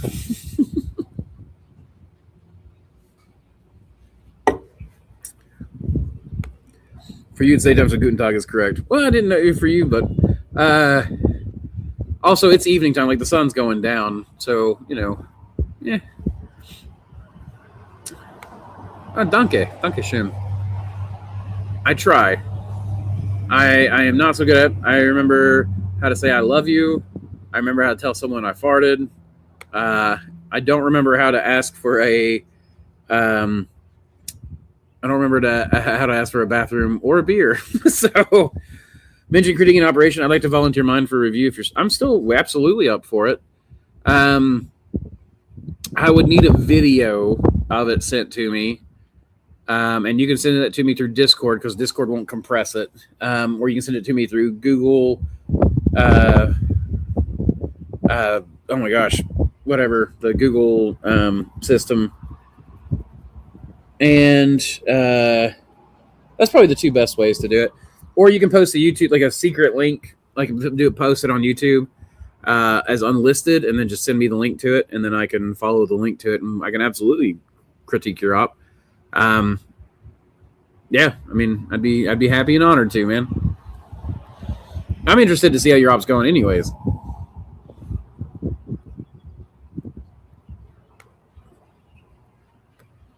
We definitely have them. I just never find the time to go looking when the weather is nice enough.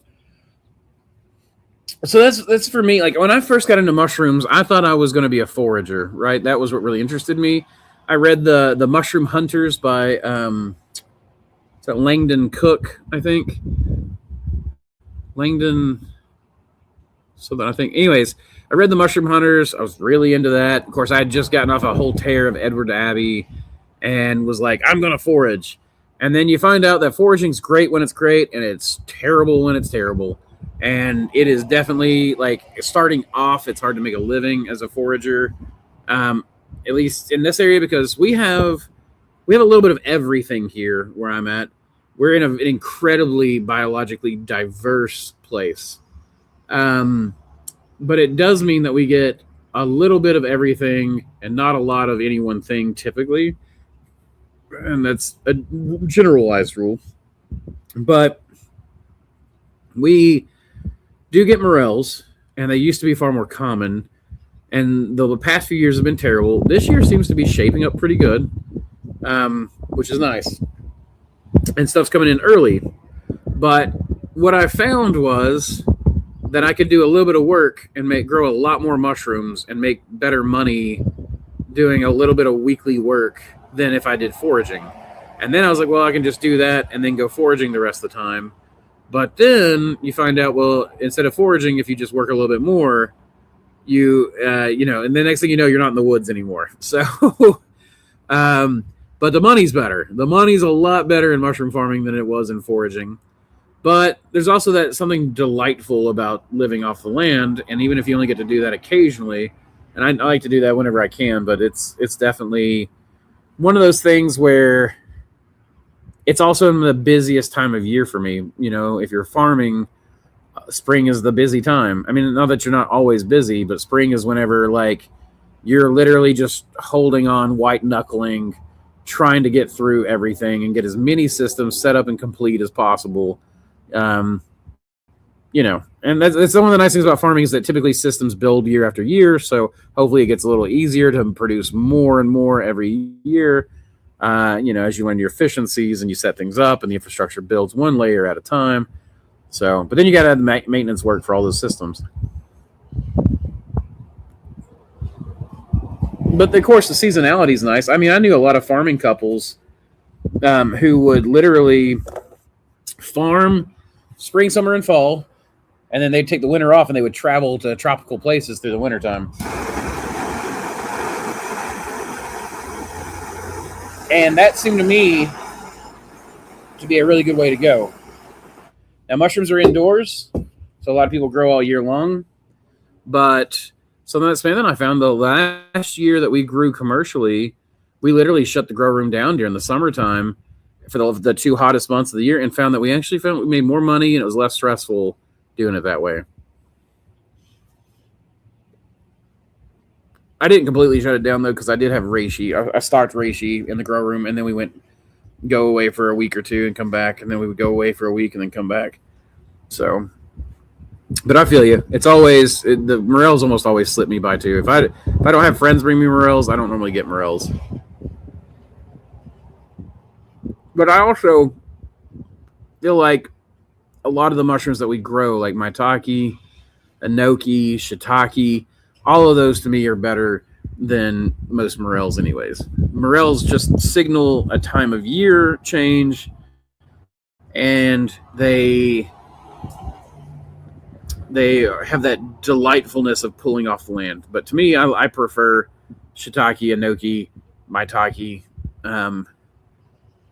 and yeah, to me they're probably the better tasting ones. Greetings from Louisiana. Well, greetings from East Tennessee, Louisiana man. Got a wasp. I was thinking he was going to charge my face. I bet you guys are having some warm weather down there. I bet it's quite a bit warmer than it is here.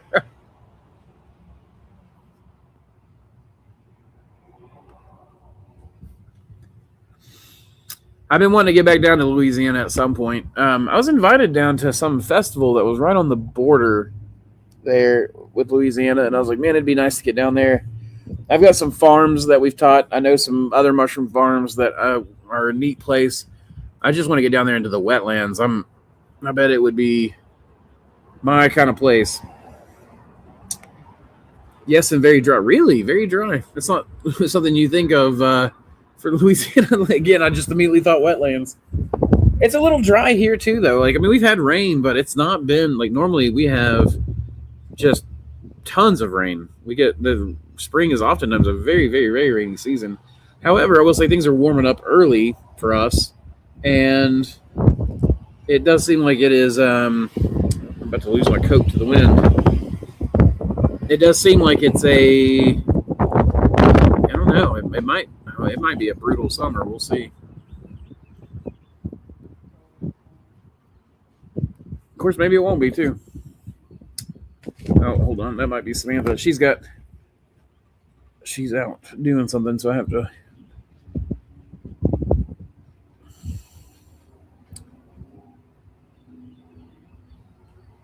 Oh.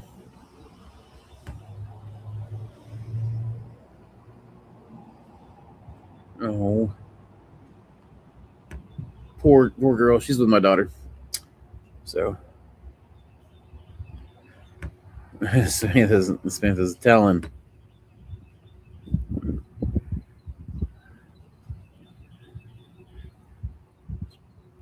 James, I don't know if you're still watching this, man, but that's a pretty cool picture you sent me.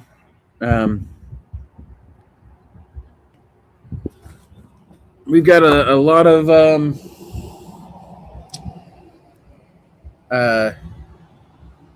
maitake growers now, huh? James is growing maitake. We've been in drought conditions about 2021, I think. Yeah, we had about a 10-year period where we were in drought conditions ourselves, and the past few years have really turned it around.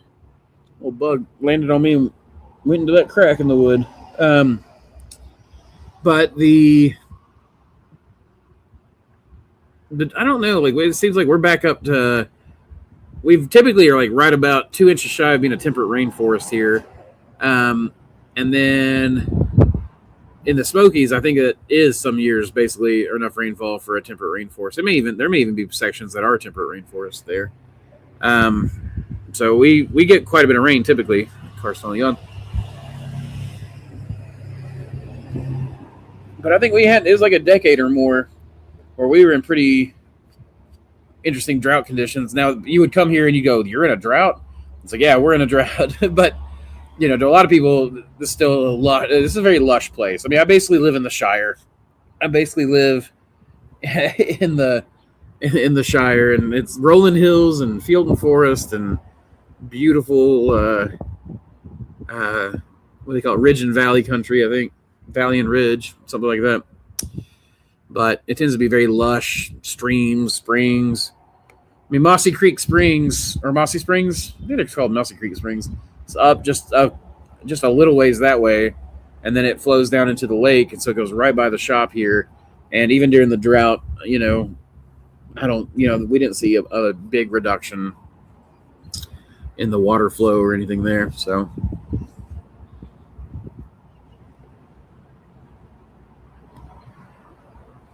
Jacob, also you mentioned doing your critiquing your op.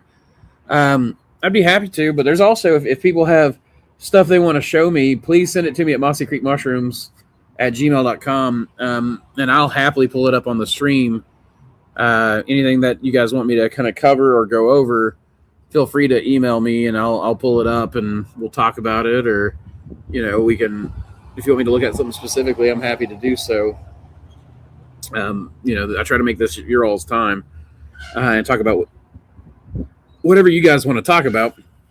I try to come up with a slight topic so that way I've got something to talk about when it gets a little slow.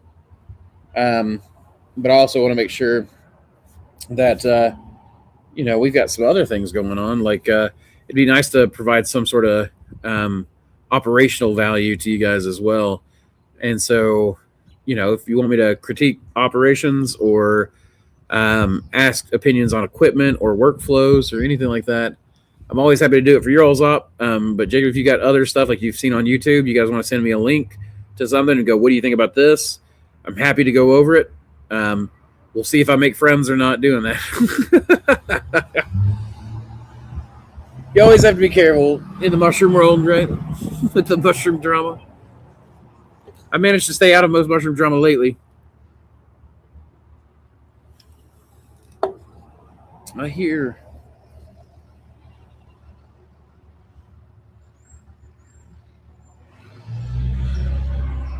That's just a truck at the stop sign. These kind of sound like somebody was pulling in my parking lot here. I'm trying to use you guys as a rear view, mirror. But you guys have been going for 2 hours, and we seem to be slowing down, and the weather's nice. So if you guys got questions, pop them. And if you don't, then I'll probably kick it and see if I can't do a little bit of garden work before the sun goes down. Hey, heck, I could probably do garden work with you guys, just carry you guys around.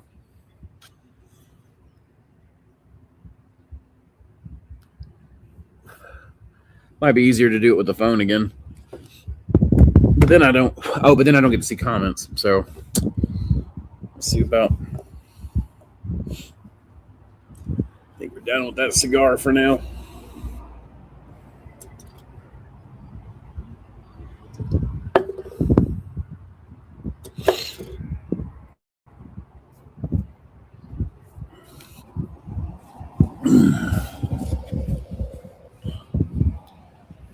All right. Well, the little platinum fish or rice fish, platinum rice fish, are they don't like it when I stand over the tank. They get quite scared. They're not used to me yet. Sounds like the water flow stopped, which makes sense with the sun going down. Looks like we're gonna have. I wonder if you guys can see that. We're gonna have a really nice sunset behind the shop tonight.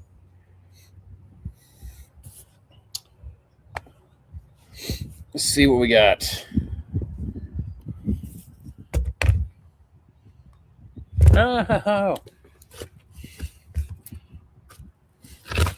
my gosh. This might be a little harder than I thought. All right, so what you got for me? Do you notice a difference in resiliency in the same strain grown indoors versus outdoors? Resistance to contamination, blotch, and ability to withstand variation in environmental factors and conditions. So we go through with our plants, and we try to really make sure that they've got a wide range. When I breed new strains, I always breed stuff to try to be as wide ranging as possible. Man, look at how just black that is. That's all spent mushroom sub and kitchen scraps and things like that, and aquatic waste. But the truth is that I've not done a lot of outdoor growing. I mostly rely on other people and their reports for that. Oh my gosh, that smells so good. And as far as that goes, most of the wild strains that we have that are bioprospected tend to do really well outdoors. And most of my wild strains seem to do, most of my commercial strains, my commercially bred strains, seem to do great too.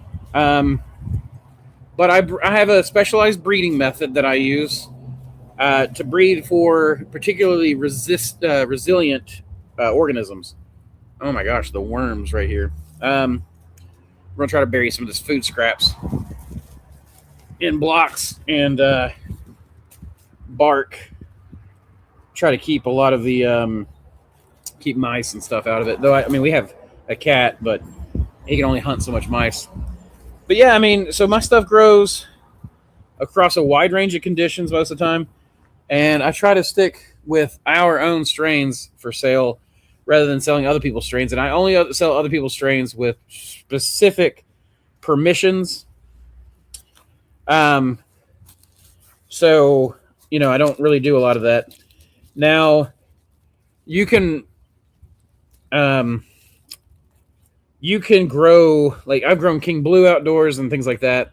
And I will say I've seen them be very, very resilient. So, blotch seems a little easier to beat outdoors to me.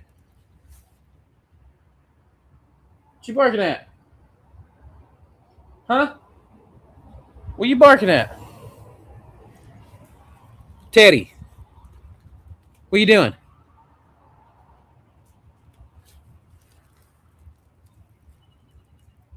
There's nobody over there, Teddy. Come here. You're good. You're not in trouble. Come here. It's okay. You did okay. I appreciate you trying to warn me, buddy. You know, raggedy thing. So yeah, I mean, I've not seen a huge difference, but other than that, it just seems to me that it's easier to keep. Other than the fact that it's hard to grow anything but seasonally outdoors, I've noticed that it just does seem like it's a lot easier to keep blotch and things at bay. But in our grow room, you know, we do a lot of environmental stuff like bringing the humidity up and down, and that seems to be one of the biggest cures. Is that we imitate outdoor conditions. So, in a way, yes, and in a way, no. So, let's see. So this is a duck potato bin, also known as wapato, and they grow these arrow-shaped leaves. Let's see if I can get some mucky muck. Oh man, this guy's down deep. But they grow these little arrow-shaped leaves, but their first leaf is more like that. It's a round leaf when they first emerge. And then as they get out there, their first true leaf comes out. And they just, I mean, they absolutely love the spent substrate. I think I'm seeing some cattails in here, though. And that is the thing. Cattails will spread like wildfire. And that's a good thing. And I don't mind, because I've been wanting to move these guys anyways. But it does mean I'm going to have to try to separate them. We got some, oh crap, what is that? Black locust and some honey locust trees, mostly honey locust trees up there. And their seed pods come down here all the time, trying to take root.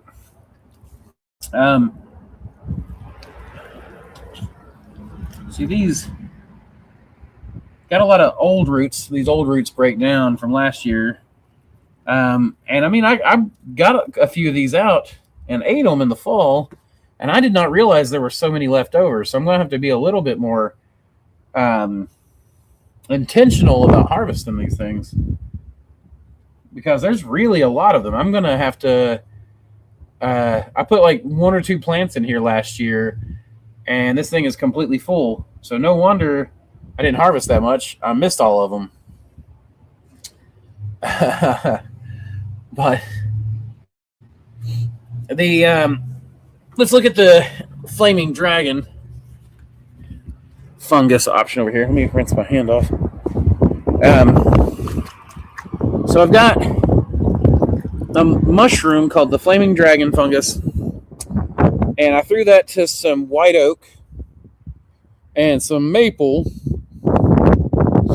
And when I did so, it was purple. But see if you guys can see this. So all I'm doing is I'm cutting these X's in the logs, and you can see the mycelium. There's even, we're using our super spawn that's got the oats and the sawdust in there. But I mean, you guys can see it's it's grown in hard and thick. So it's actually, it has grown into that log. And then when we water these tubs right here, the drain is right here. It's a little harder to do this with the computer, but the drain, the water just runs out under these logs, keeps them pretty much perpetually damp on the underside. And then I can turn them occasionally with a hookaroon, you know. You can get a little hookaroon tool, like Fisker's makes a nice one. And my parents got me one for Christmas. That's how I know about it. And it's a super cool tool. I'm trying to climb over here to these right here are the white oak with the flaming dragon fungus in it. And these I plugged in a traditional manner. I didn't do the kerf cuts because I want to mill it and see what the lumber looks like. And I want those short because if they look really nice, I'm going to cure it, coat it, and then put it in the galley of the RV as our countertops. And maybe even as some of our cabinet doors and stuff. So I'm trying to make as much of that as I can. A lot of these logs I just cut and need to process. And then I've got a load of logs that were dumped off. And, oh, I guess I should have said, these logs that are on this pallet right here, that pallet right there we go. That is my Taki, and I've got more of my Taki going. And then this one right here is walnut on turkey tail. I think I already said that. These are oysters.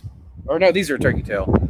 That's right, I didn't put any oysters on the ground. And then I grew, many of you guys probably already saw that photo of me holding the green elf cup bioreactor. Let's see.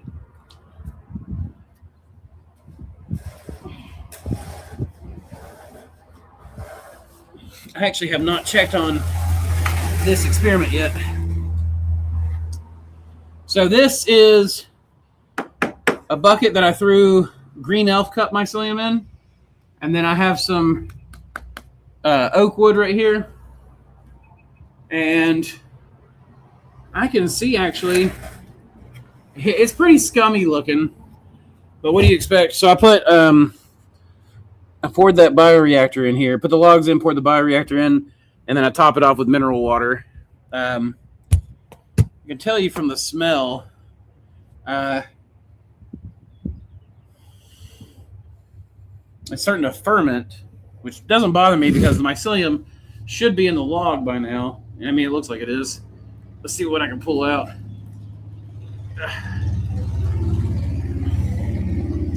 So that side where it's underwater doesn't look like much. And then we've got that side, which is covered in what you would expect to be mold because of the color. But I can see living mycelium, and that's the green elf cup. They were these little green dots.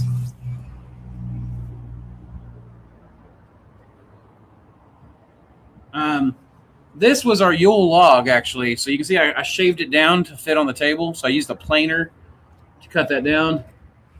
And then I cut holes in it that held candles, and then we burned those through Yule and oh my gosh, I forgot the name of the holiday where you light candles. Why is my brain not working? Anyways, so I decided to, after we were done with it, to try to inoculate it with this green elf cup. And then this, I just set it up straight up because I knew it would inoculate through here. In fact, you can see growth right there. There's a mycelium here. It's very goopy, but that's common. And you can see where it's growing in right here through the inner bark. So what I want to do now at some point soon is shave this down a little bit more and see if I can see any green under the wood. But what I would probably want to do first is wrap it. Wrap it where it's not sitting in just pure liquid now, because it should be pretty infused. Yeah, I can see some in the candle hole. And this actually has taken on, yeah, check this out. Yeah, let's see if I can, I don't know if you guys can see that or not. That's taken on a green hue. So that wood has actually started to turn green right on the inner bark. So I'm going to put these back in here so they can stay wet. And then what we'll do is I'll pull this out and wrap it, store it in the warehouse on a shelf. And then we'll let it puff out, grow, and see if we get some green elf cup going. Green elf cup, one of the hardest things about it is getting enough biomass because it's so slow. So you can either try to grow it faster, or the other way, in my opinion, is that you can grow a shit ton of biomass in liquid culture and then use that to inoculate. And I've done it with sawdust and then gone sawdust to logs.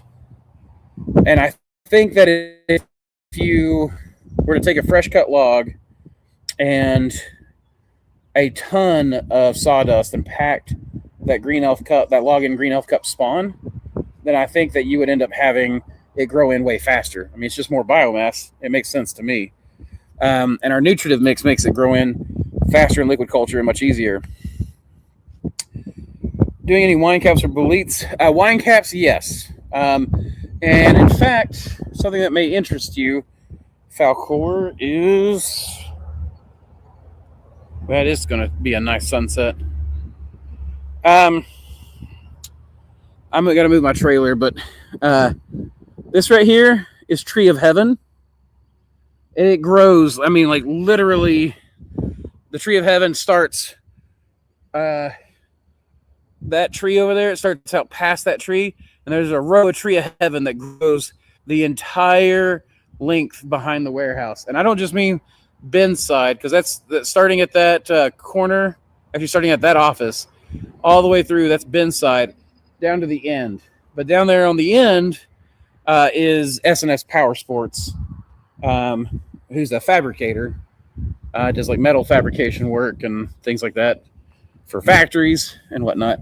Now, that Tree of Heaven is so soft and it's so straight and it grows perfectly around pretty much that it is so perfect to go out there and just coppice it, just cut it down, and then run it through a cheap Amazon, like I bought like a cheap electric grinder shredder for like $80 on Amazon.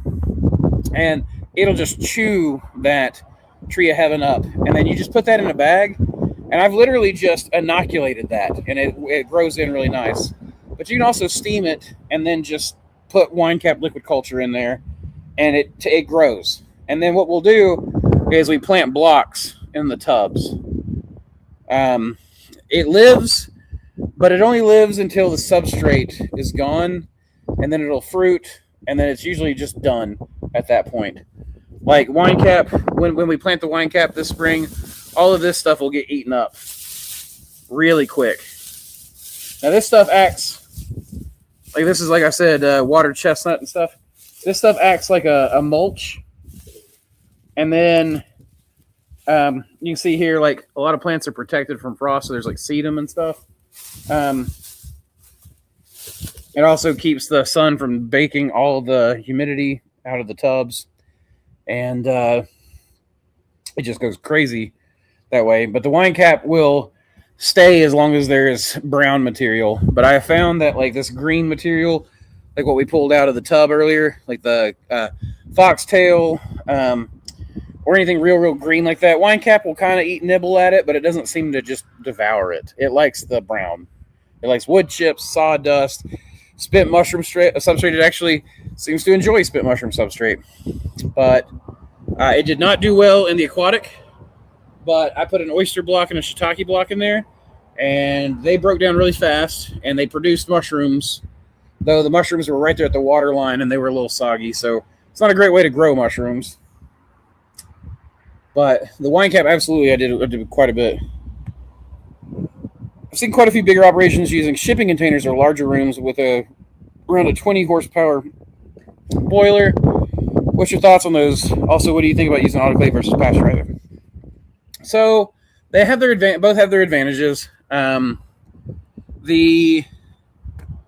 main thing, I think, the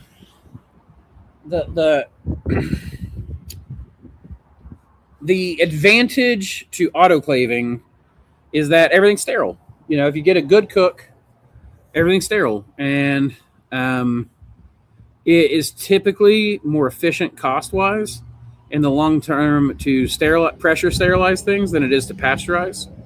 So I'll give you an example. You know, you've been here, so I know you know what I'm talking about. My pasteurizer out back is 9 kilowatts.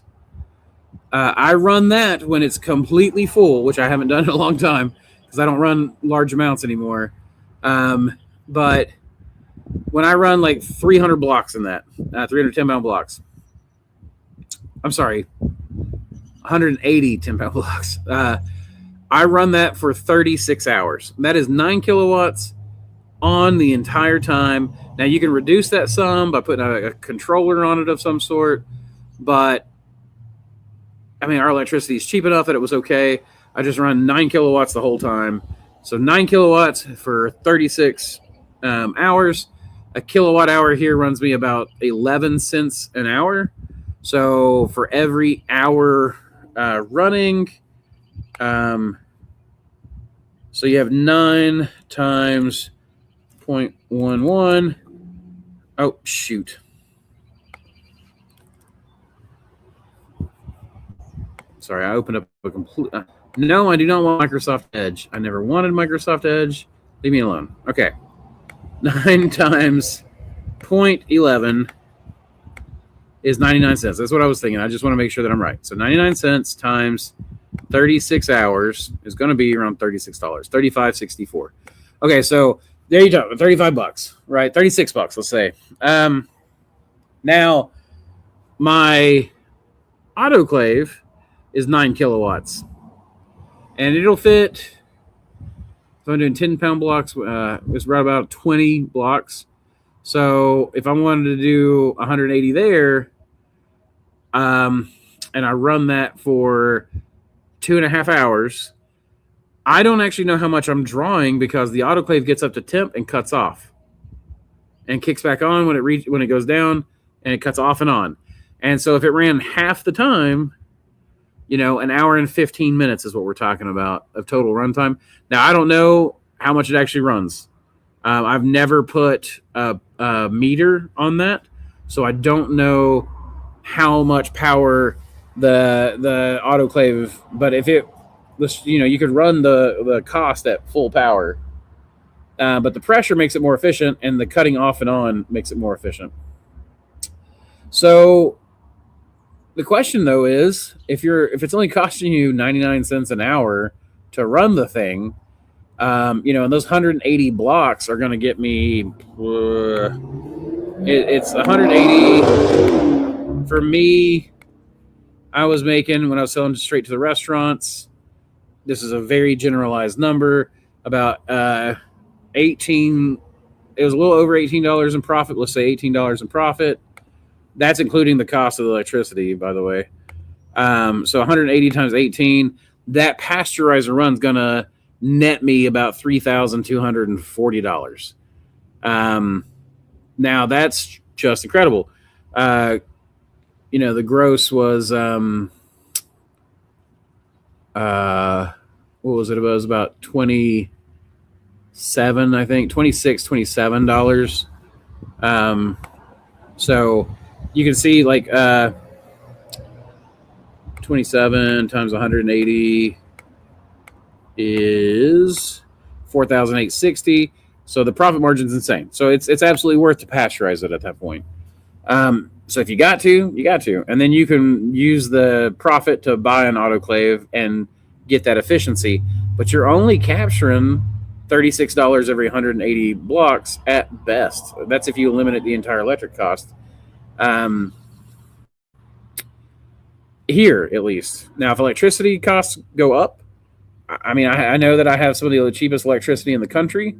So but even at some more expensive prices. Now, if I was somewhere like California, where they have either brownouts or certain times of the day where they charge more or less, then I would try to schedule things where, I was running at the less price, or, I would do more cost saving measures, that kind of thing. So, but because we have nuclear power here, we have the hydro power here, we have the solar power here, and I think we even have some coal plants here. We have an abundance of electricity and electrical options. Even the AI data center they're putting in here is building its own power plant. So we're pretty, I'm not going to say glutted with electricity, but we're in a pretty good spot for that. Now, that's only going to pasteurize. So you would still need a sterilizer to do your grain spawn, unless you're buying grain spawn in, which I think is a perfectly legitimate way to do it. Probably the easiest money I ever made in my entire life was whenever I bought spawn in, added spawn to blocks, or made blocks, then added the spawn to blocks, grew the mushrooms, sold the mushrooms.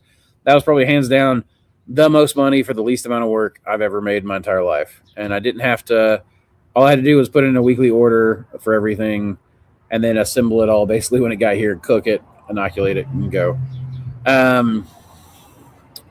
But if you want to run your own spawn, cultures, etc., then you're going to have some sort of pressure cooker, autoclave, something. Now, it's cost. I think, what did it cost? You have a 300-gallon trough, a couple of shelves we threw in the bottom to keep blocks off, some PEX pipe, and a homemade boiler, which cost us about $400 from Manowar. And so you're talking,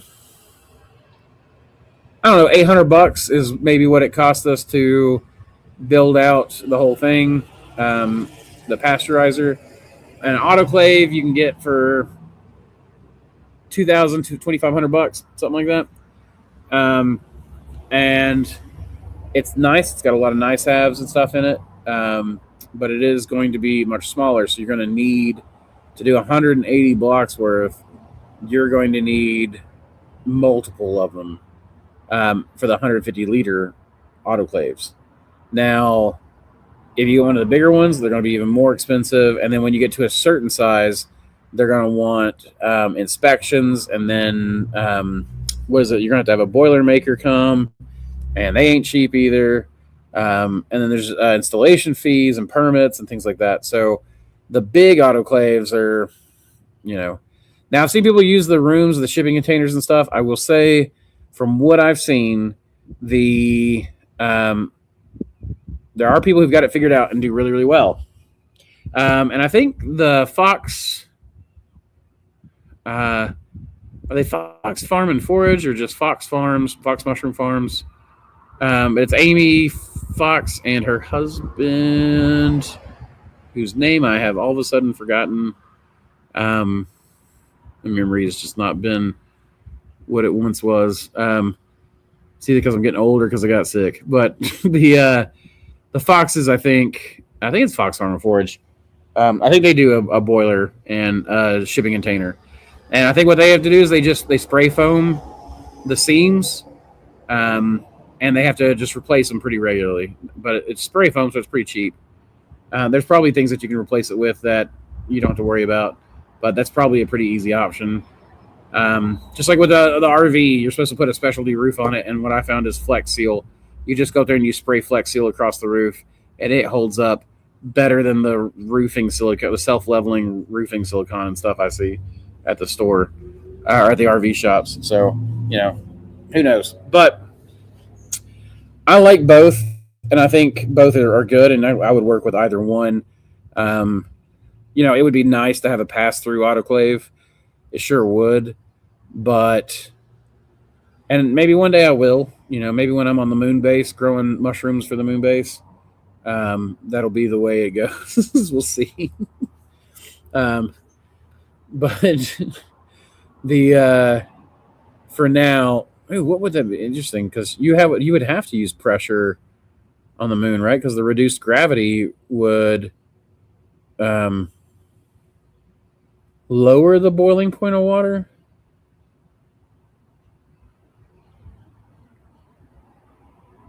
Or or is that just an atmospheric thing? So could you? I don't know how that works. Anyways, sorry, got all off in the weeds there for a second, trying to think of how boiling water on the moon would work. But anyways, the point is the shipping containers work just fine. Everything, all that stuff works fine. It's all a question about your system and how it fits into your system, what you have room for, what you have money for. Most people don't have money to start with an autoclave, especially one of the size. If you're running a 150-liter autoclave or a 300-liter autoclave, you're going to be running it every day if you go commercial. And the pasteurizer, you'll do one big batch, load it, cook it for a long time. And there's something to be said for that. I kind of miss that when we were doing it that way, because loading the autoclave every day, it's something that's got to be done. It takes very little time. We make spawn blocks every other day. So if we're running 35-pound blocks in the autoclave, and the kids will make those because they're the farm employees. They get paid. I paid my kids $15 an hour, and they don't have to pay taxes on it because they're farm. It's a family farm. So, it's not always grain spawn. Sometimes it's grain spawn, sometimes it's super spawn, sometimes it's fruiting blocks. But they make 60 at a time, and we run 30 right then. And then we, when they're at school, Samantha and I load the other 30, unload the 30 and load the 30, and get those cooking. And that way we've got 30 blocks coming out every day of spawn or substrate. Yerp. So let's see what else. I've seen the videos of those shipping container doors popping when they open it. Yeah, they will. They'll rust. They'll pop. When things heat up, they expand. When they cool, they shrink. So your fittings get loose. Shipping containers aren't really made for that. But a lot of people use them for a long time. They're cheap. You'll get way more value out of them. The great news about mushrooms is that for most things, we can afford to do them more expensively than a normal farm would do things. And because we're overproducing in value. So, I mean, that's one of the big things is that, a mushroom farm in a good spot with good restaurant contacts and a good system, you're printing money at that point. A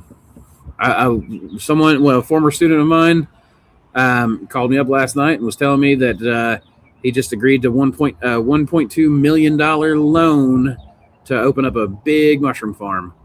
I know another former student of mine just took out a few $100,000 to start up a big farm.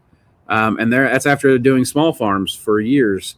And some of them they're putting in some really interesting systems on a much larger scale. They're going even bigger than, my peak was like 2,000 pounds, 2,500 pounds a week kind of thing. And these guys are going bigger than that. So, it's pretty cool to see. Actually, it's really, really cool to see.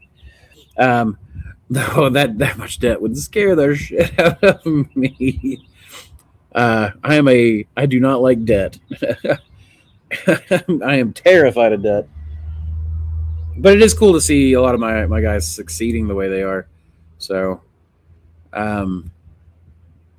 it's pretty cool. And of course, I'm not going to share who that is, just because that. But gotcha. What is the time interval for minimum and maximum humidity in your grow rooms? Is it like a 15-minute cycle or more like ours? So I don't time it at all.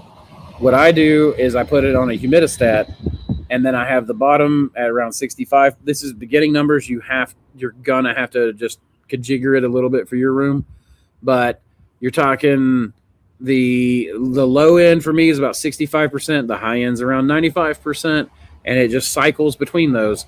And some days it depends a lot on the outside humidity. Some days it'll sock that room in with fog all day because it's really dry outside, and then sometimes it'll be where the humidifier doesn't kick on at all because it's raining outside.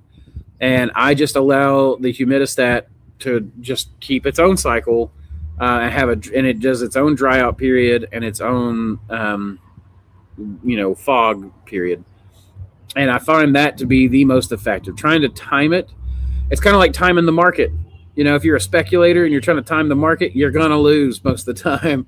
It's like that same thing. If you're trying to time your grow room, you're just gonna mess it up all the time because you are never gonna get the timing right. It is better to have a sensor and let the sensor have the system automated, let the grow room live and breathe kind of on its own. And that way you don't have to worry about it. Because like if you fully stock the grow room, that changes the humidity production in the grow room. If you rip out a wall or 400 blocks out of your grow room, or let's say in the middle of a cycle, you have a contamination spike, you got to pull 100 blocks out. You've just removed 100 respirating bags that would be breathing humidity out into your bag.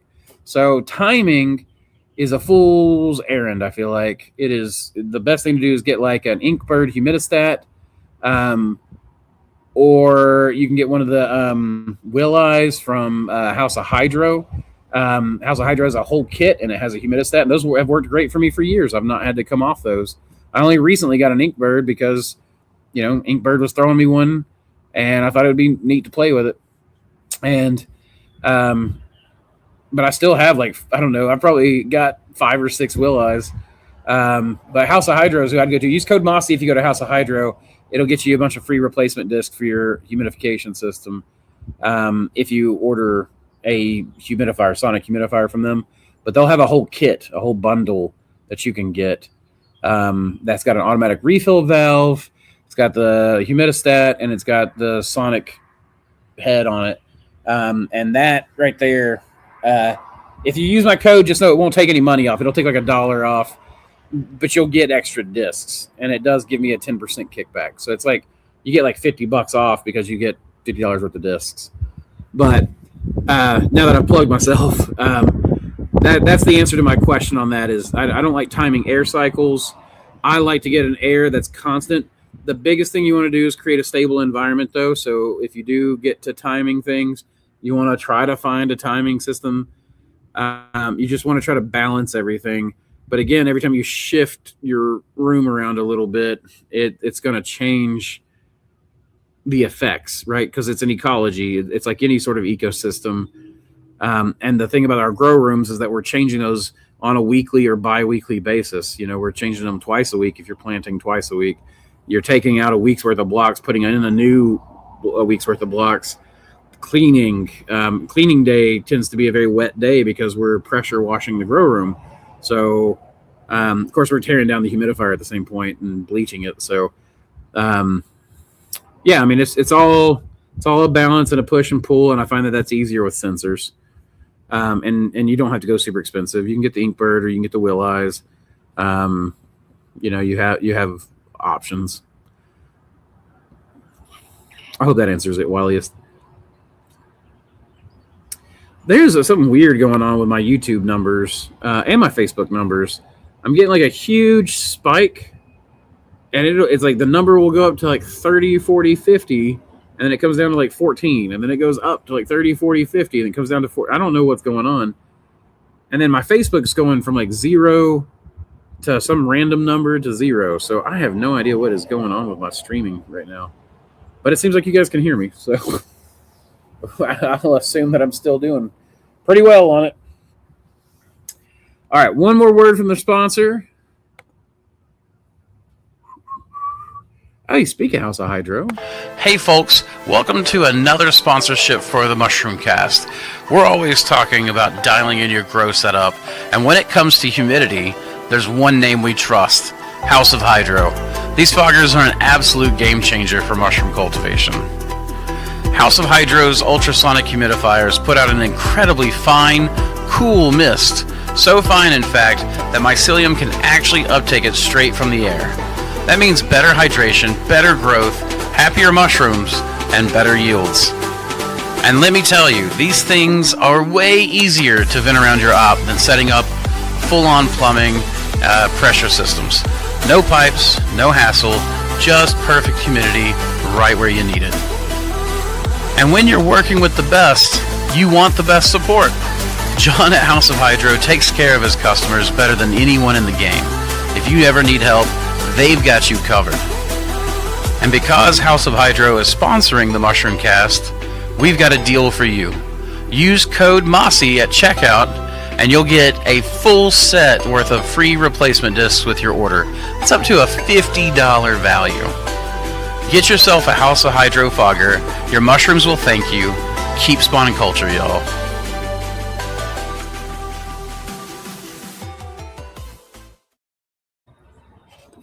Welcome back. House of Hydro's got the good stuff. Get you some. Also, just another plug for the induction tool sterilizer for your scalpel, sterilizing your scalpel, your forceps, your tweezers, your everything that you use. You know, get Rhizofunga.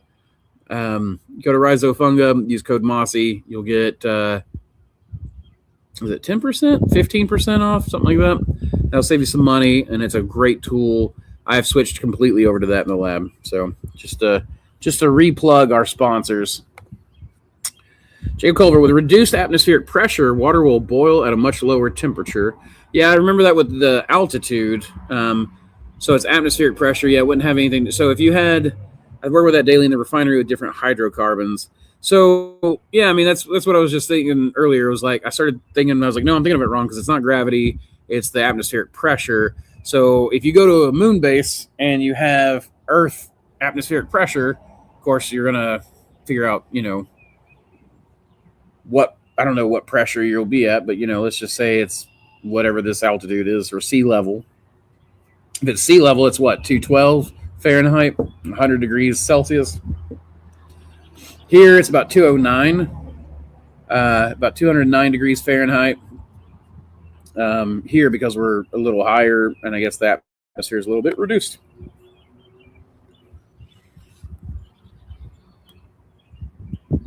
So far, we haven't been able to onboard any repeat restaurant customers, but the local community and small farm stands have pretty much been enough to offload our product. Well, that's good, and also those are I'm hoping you're charging more for those than you would to the restaurants because, you know, restaurants are gonna make $8 to $10 a pound.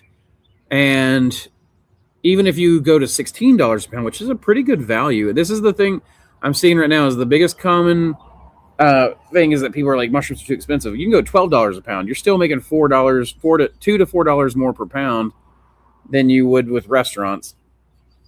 And I only do let down to $12 a pound if they're paying me in advance. If they're paying for the CSA, then they get $10 to $12 a pound price point. That's a little bit more profit. And you get to work a little slower. And I have missed. I've gone so hard on the online side of things that I have missed what invigorates me, which is the ecology of the business. And part of that is the people, the restaurants. I miss being a part of the local community. That's why I got into mushrooms, or farming, rather. That's why I got into farming. And then I got into mushrooms because mushrooms were awesome. So, I mean, and the mushrooms are still awesome. But the online side has actually taken me away from my local community in a lot of ways. So I want to be much more of a part of that. So we've opened up our CSA.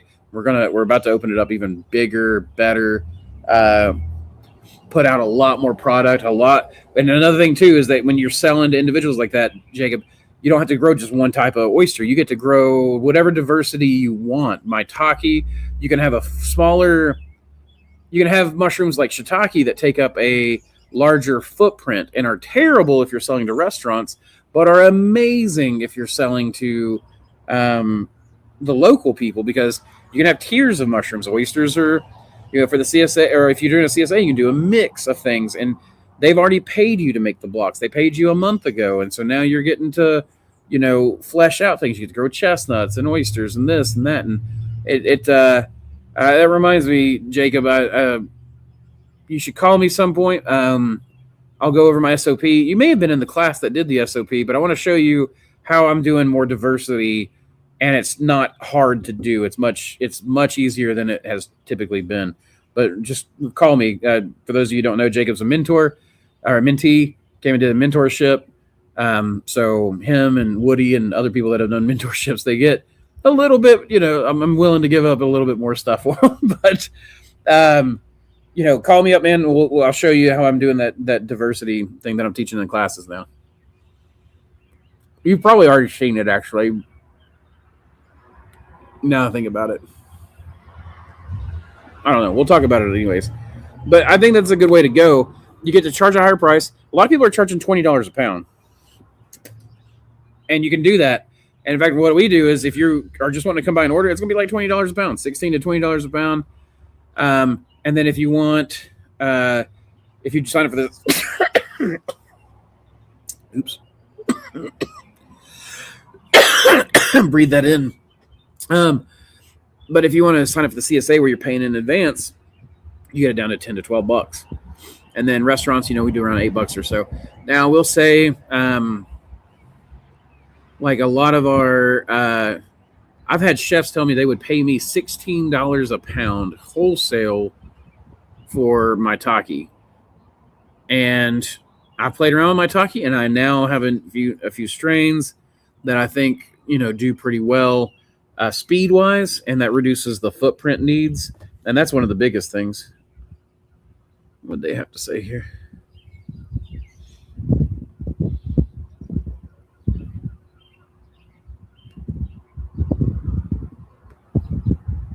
Okay.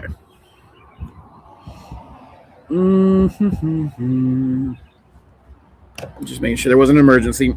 You guys know how it goes. Family first. I'd shut the stream down in a heartbeat if I had to go grab Samantha or the kids. But I don't. She was just letting me know she's stopping and getting a strawberry coconut snow cone. So for the daughter. Man, I wonder if the taco trucks are there. There's this pink purple taco truck that sets about in the Walmart parking lot. It's like right off the Walmart parking lot here. And every mentorship that I've had since that truck started that I've sent up there, they're like, that is the best Mexican food. I was like, yeah, it's like being back in Mexico. I miss it. Man, the lengua. Oh, the lengua. I should ask them if they want. I should bring them mushrooms and then see if I can get lunch for free. Practically free. That's another thing I miss is the chefs always wanting to feed me. Of course, I was in better shape back then. I could eat a lot more food. I'm getting sick. I put on like 30, 40 pounds. All right, guys. Well, we're approaching 3 hours. If you got more stuff, let's hit it. But otherwise, I'm going to sign off, relax, and we'll wait for the ladies to come back home. And then I may hit the hay a little early. Oh, damn, you sent me for spaghetti? I didn't know Mexican was an option. I don't think it was back, man. I don't think it was. That at that time, they didn't have that truck. That's only been in the past, I think that was January of 2025 when that came out. I don't remember where I sent you for spaghetti, but if it was where I think it was a good place. Right now I'm able to get $20 per pound for lion's mane and $15 per pound for oysters, and I'm constantly trying to. That's great. That's great. Do that as long as you can. And only hit restaurants, when you have to, because restaurants at your prices, $8 to $10 a pound is probably going to be pretty good. But I would stay at the $20 and build that local following as much as you can.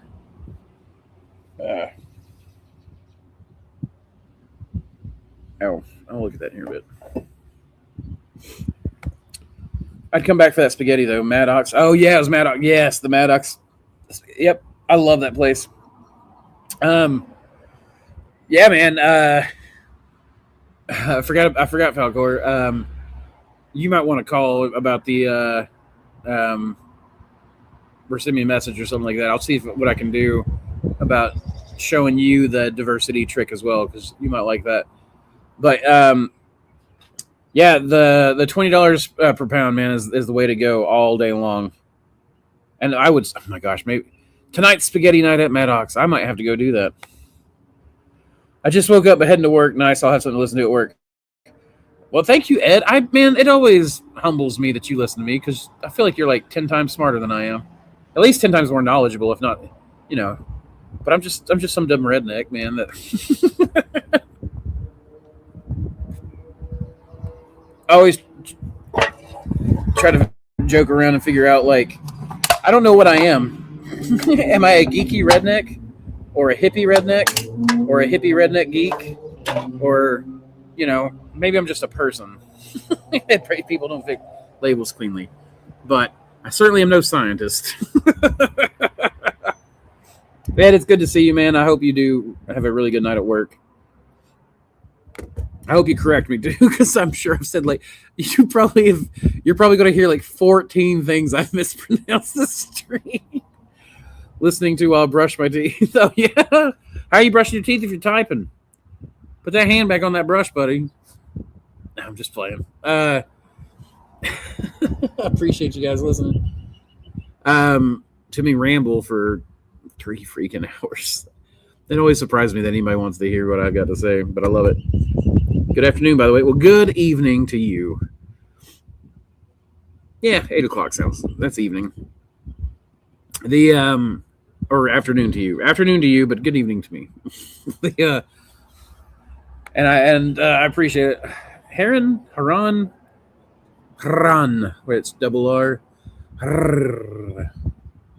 My German teacher taught me to roll my tongue, and she had us do it by, imagine that you tie a string to a doorknob and then you go like this, but you do it hard enough, like leave your tongue loose and go R, and then you just go and then that's the, then you got to figure out how to do it on purpose. I wonder how Frau Taylor is.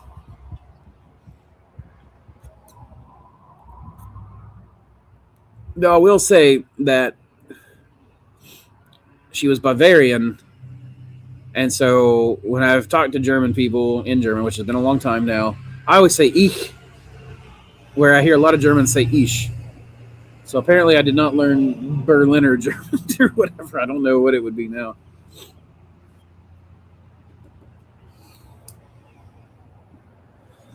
And mushrooms. She really liked mushrooms and chocolate.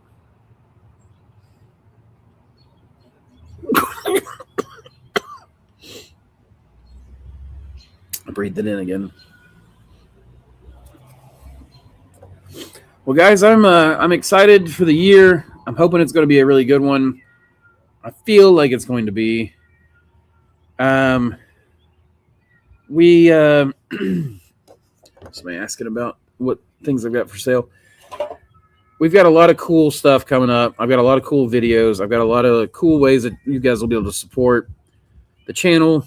I still have got to figure out how we're doing the Patreon. But I've decided that we are going to stick with Patreon because we figured some things out. I've still got to rearrange the rewards, and that's going to be a weird time because that's going to upset my income to switch that over. But it will end up being a better value for everybody, and I think that's going to be. I think it's going to be a much bigger deal that way.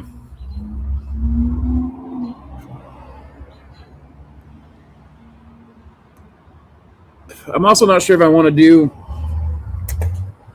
all the plants, fish, live foods, etc. on a separate channel, or if I want to do it on Mossy Creek Mushrooms, because Mossy Creek Mushrooms is the basis for it. And I know a lot of you guys would follow me on the other channel if I made one and announced it.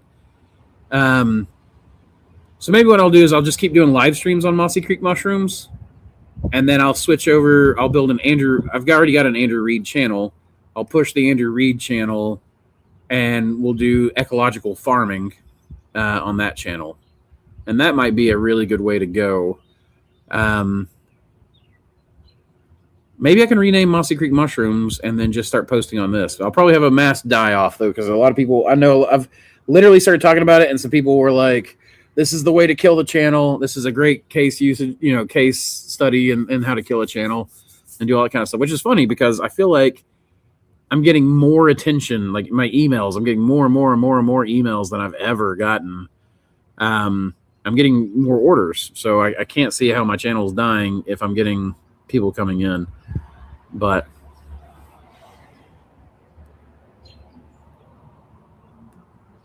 I want to showcase for you guys how we're doing this interwoven farm. CSA, I've talked to a couple of my customers. They might be willing to just kind of be filmed picking up the drop-offs and stuff. And I don't know if I'm going to do markets, but I might team up with people who do markets. I've really enjoyed having my weekends, and that is a nice thing. But I think if I put flyers everywhere, I've got friends that work at, plant nurseries and restaurants and blah, blah, blah, and everywhere. So they see a lot of people, and my dad would probably let me put flyers with QR codes up at his office for the CSA and stuff. So, and we'll be doing the medicinal stuff with the Cordyceps and everything else. And then, of course, the liquid cultures, I've got new strains for release, and I've had a lot of those tested now. And so I've got a lot of cool stuff. And of course, the CSA allows us to test things directly, which is pretty cool. So there's just a lot of stuff going on. I think it's going to be pretty cool to showcase that to you guys. And, just document again. So I don't know anything about running a YouTube channel, but I feel like mushroom people are ecological. I think for the most part, but then I get a bunch of hate, at the same time for doing a video on how mushroom block waste can be used to feed chickens. But I think you're right, Falcor. So maybe we'll just do it on this channel and just say screw it. If we lose them, we lose them. We're just going to be authentically us, right? I personally love the holistic ecology systems. Further down the road, my end aim is to have a syntropic salt orchard and use the mushroom waste as a constant fungal dominant fertilizer. I love that. And it's going to be good because the fertilizer shortages we're going to see, particularly nitrogen, we're not going to see the shortages. I feel like we're always going to have nitrogen available due to our ties to Canada and NAFTA and all that kind of stuff. And America is already a food exporter. But I do think that because of what's going on in the Strait of Hormuz and across the world with the tariff and the trade situation changing, America pulling back our fleets from policing the oceans and ensuring trade, that there's going to be pockets of this, which is going to cause fertilizer prices here to rise as we are exporting those, which means mushroom farms become so much more important as that constant fungal fertilizer, right? And it's a fertilizer that we get to grow that pays us a good profit. And then the most valuable part is the soil, right? I had somebody stop by, a guy named Jeffrey Ravage stopped by the other day and yesterday, day before, I can't remember now. It's a blur. But he stopped by and we talked a little bit, and it was kind of funny because we were talking about some things. I was just like, yeah, I've been maintaining for a while that I feel like the real value of a mushroom farm isn't even the mushrooms. It's the spent mushroom substrate. Like, it's the soil that we get from that. That's the most valuable thing. The mushrooms are valuable. They're great. I love them. I love to eat them. I love to sell them. I love to grow them. I love everything about them. But the soil aspect, like just how rich and black this earth is, it can be used in aquatic systems and everything. Like, it's so multifaceted in usage. It's something I'm passionate about. And it also means I get to do my spalting experiments and everything else, and then I get to throw them in the tub if they fail. So they become fertilizer themselves. All right, I think you guys have convinced me. We'll see. I've got some planning I got to do. Tomorrow's my planning day. Friday, I always take off because I usually stay up late Thursday night because I'm so up after the live stream. And then, I usually try to go get dinner with Sam or something afterwards. So tomorrow I'll sit down and I'll start planning some stuff out. I've got some production schedules I've got to figure out for microgreens, mushrooms, plots. I got to start plotting out what I've got, how much square footage, and all that kind of stuff.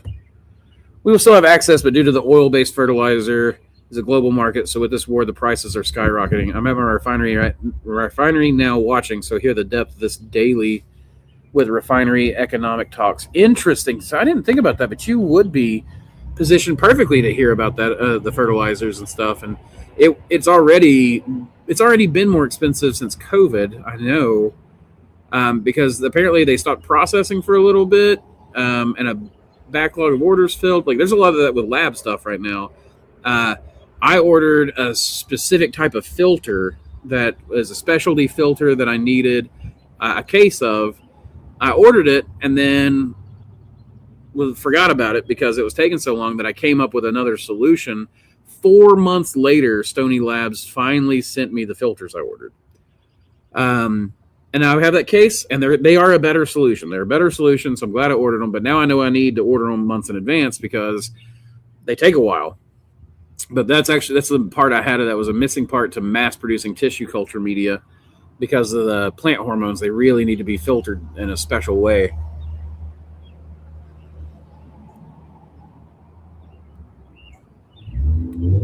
But dang it, I think I just came up with another different, cheaper option, though, in my head. But yeah, you would be, where you work at the refinery, you're definitely going to have, if you hear something about that stuff, man, you let me know, because I'm definitely very interested in keeping my finger on the pulse of all this stuff. I did the silver play. The silver play was a really good play because I started buying back in like 2012. And so when silver spiked, there was that play, and some of these other things that are going on. I like to know about the commodity markets, so I am interested. You think oil is going to go at $200 a barrel? I'll wait for your answer.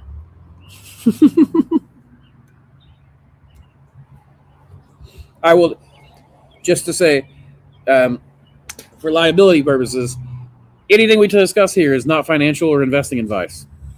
There we go. Do not listen to some random guy on the internet or some random guy in the comments sections or the chat of a YouTube channel. That said, all right, Jacob, go. Tell us.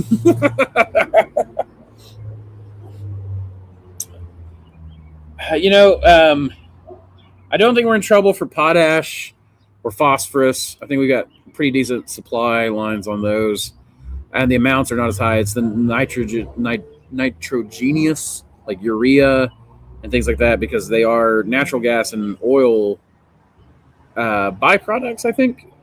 Are they byproducts or are they a specific type of product? Anyways, I know that there's a lot of that stuff going on. Prices will rise. That'll cause food prices to rise somewhat. We're actually seeing some labor shortages right now in agriculture. And then the average age of the farmer is still like 57, I think, 57 to 62, I think is the statistics I saw. We're going to need farmers. We need farmers bad. And the corporations are starting to buy these up, and farming, if we're not careful, farming is going to become a job title, not a true way of life. You know what I mean? I guess it could still be a way of life, but it won't be the family farm, or even the family farm enclave. The ones that I'm seeing, a lot of these family farms that are surviving, they're kind of becoming enclaves where they're doing this. They're doing ecological farming, but they're doing it like, hey, son, you can come back and work the farm and live. We'll buy you a house. We'll do all that stuff. You got to go to school and learn something, and then they come back and they, become a part of the family. The Colvins do that here, the Zavels, and those farmer families are multi-generational at this point, and they've really been doing a good job of that. So, oh shoot, Ben just showed up with Stephanie. They probably have mushrooms. That's normally why they stop by the whole family, because they've been out hiking. Well, I've been at this for 3 hours, guys, so I guess I'll actually run off. Jacob, you can let me know about that old price later. Y'all have a good night. Appreciate you guys joining me. Check out those sponsors: Mossy Creek, House of Hydro, Rhizofunga. Don't forget Dr. Solarian's Elixir of Mycelial Mastery. That is the best liquid culture premix that you're ever going to see. With my educated guess, yes, since it's the global market, it doesn't matter how much crude we have access to. Since we're capitalizing on profits by exporting our excess.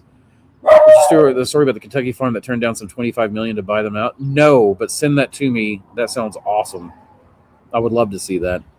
I love seeing holdouts. I too am a rebel. My mother said that I've been a rebel since I was in her belly.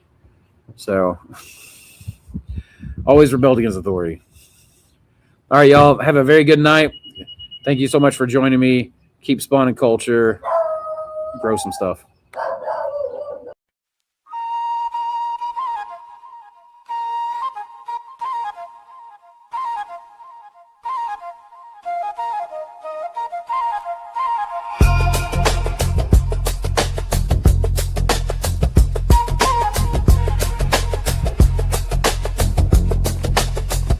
Step into the lab, lights hum like a starship dock. Pine logs stacked like data banks in a cube block. I calibrate climates while the timeline bends. Writing fungal code loops only mycelium sends. I navigate ecosystems with instinctive precision. Every egg a plate a portal to a parallel vision. Menaships spin up like reactors at dawn. You want a culture revolution, then you better respond. We fracture the boundaries of the natural order. Make Reishi bloom sideways like a space-time border. I'm an Appalachian alchemist, wild ridge born, with a druid's intuition and a mind full of spores. Keep spawning culture. We're the network underfoot, the unseen sculpture.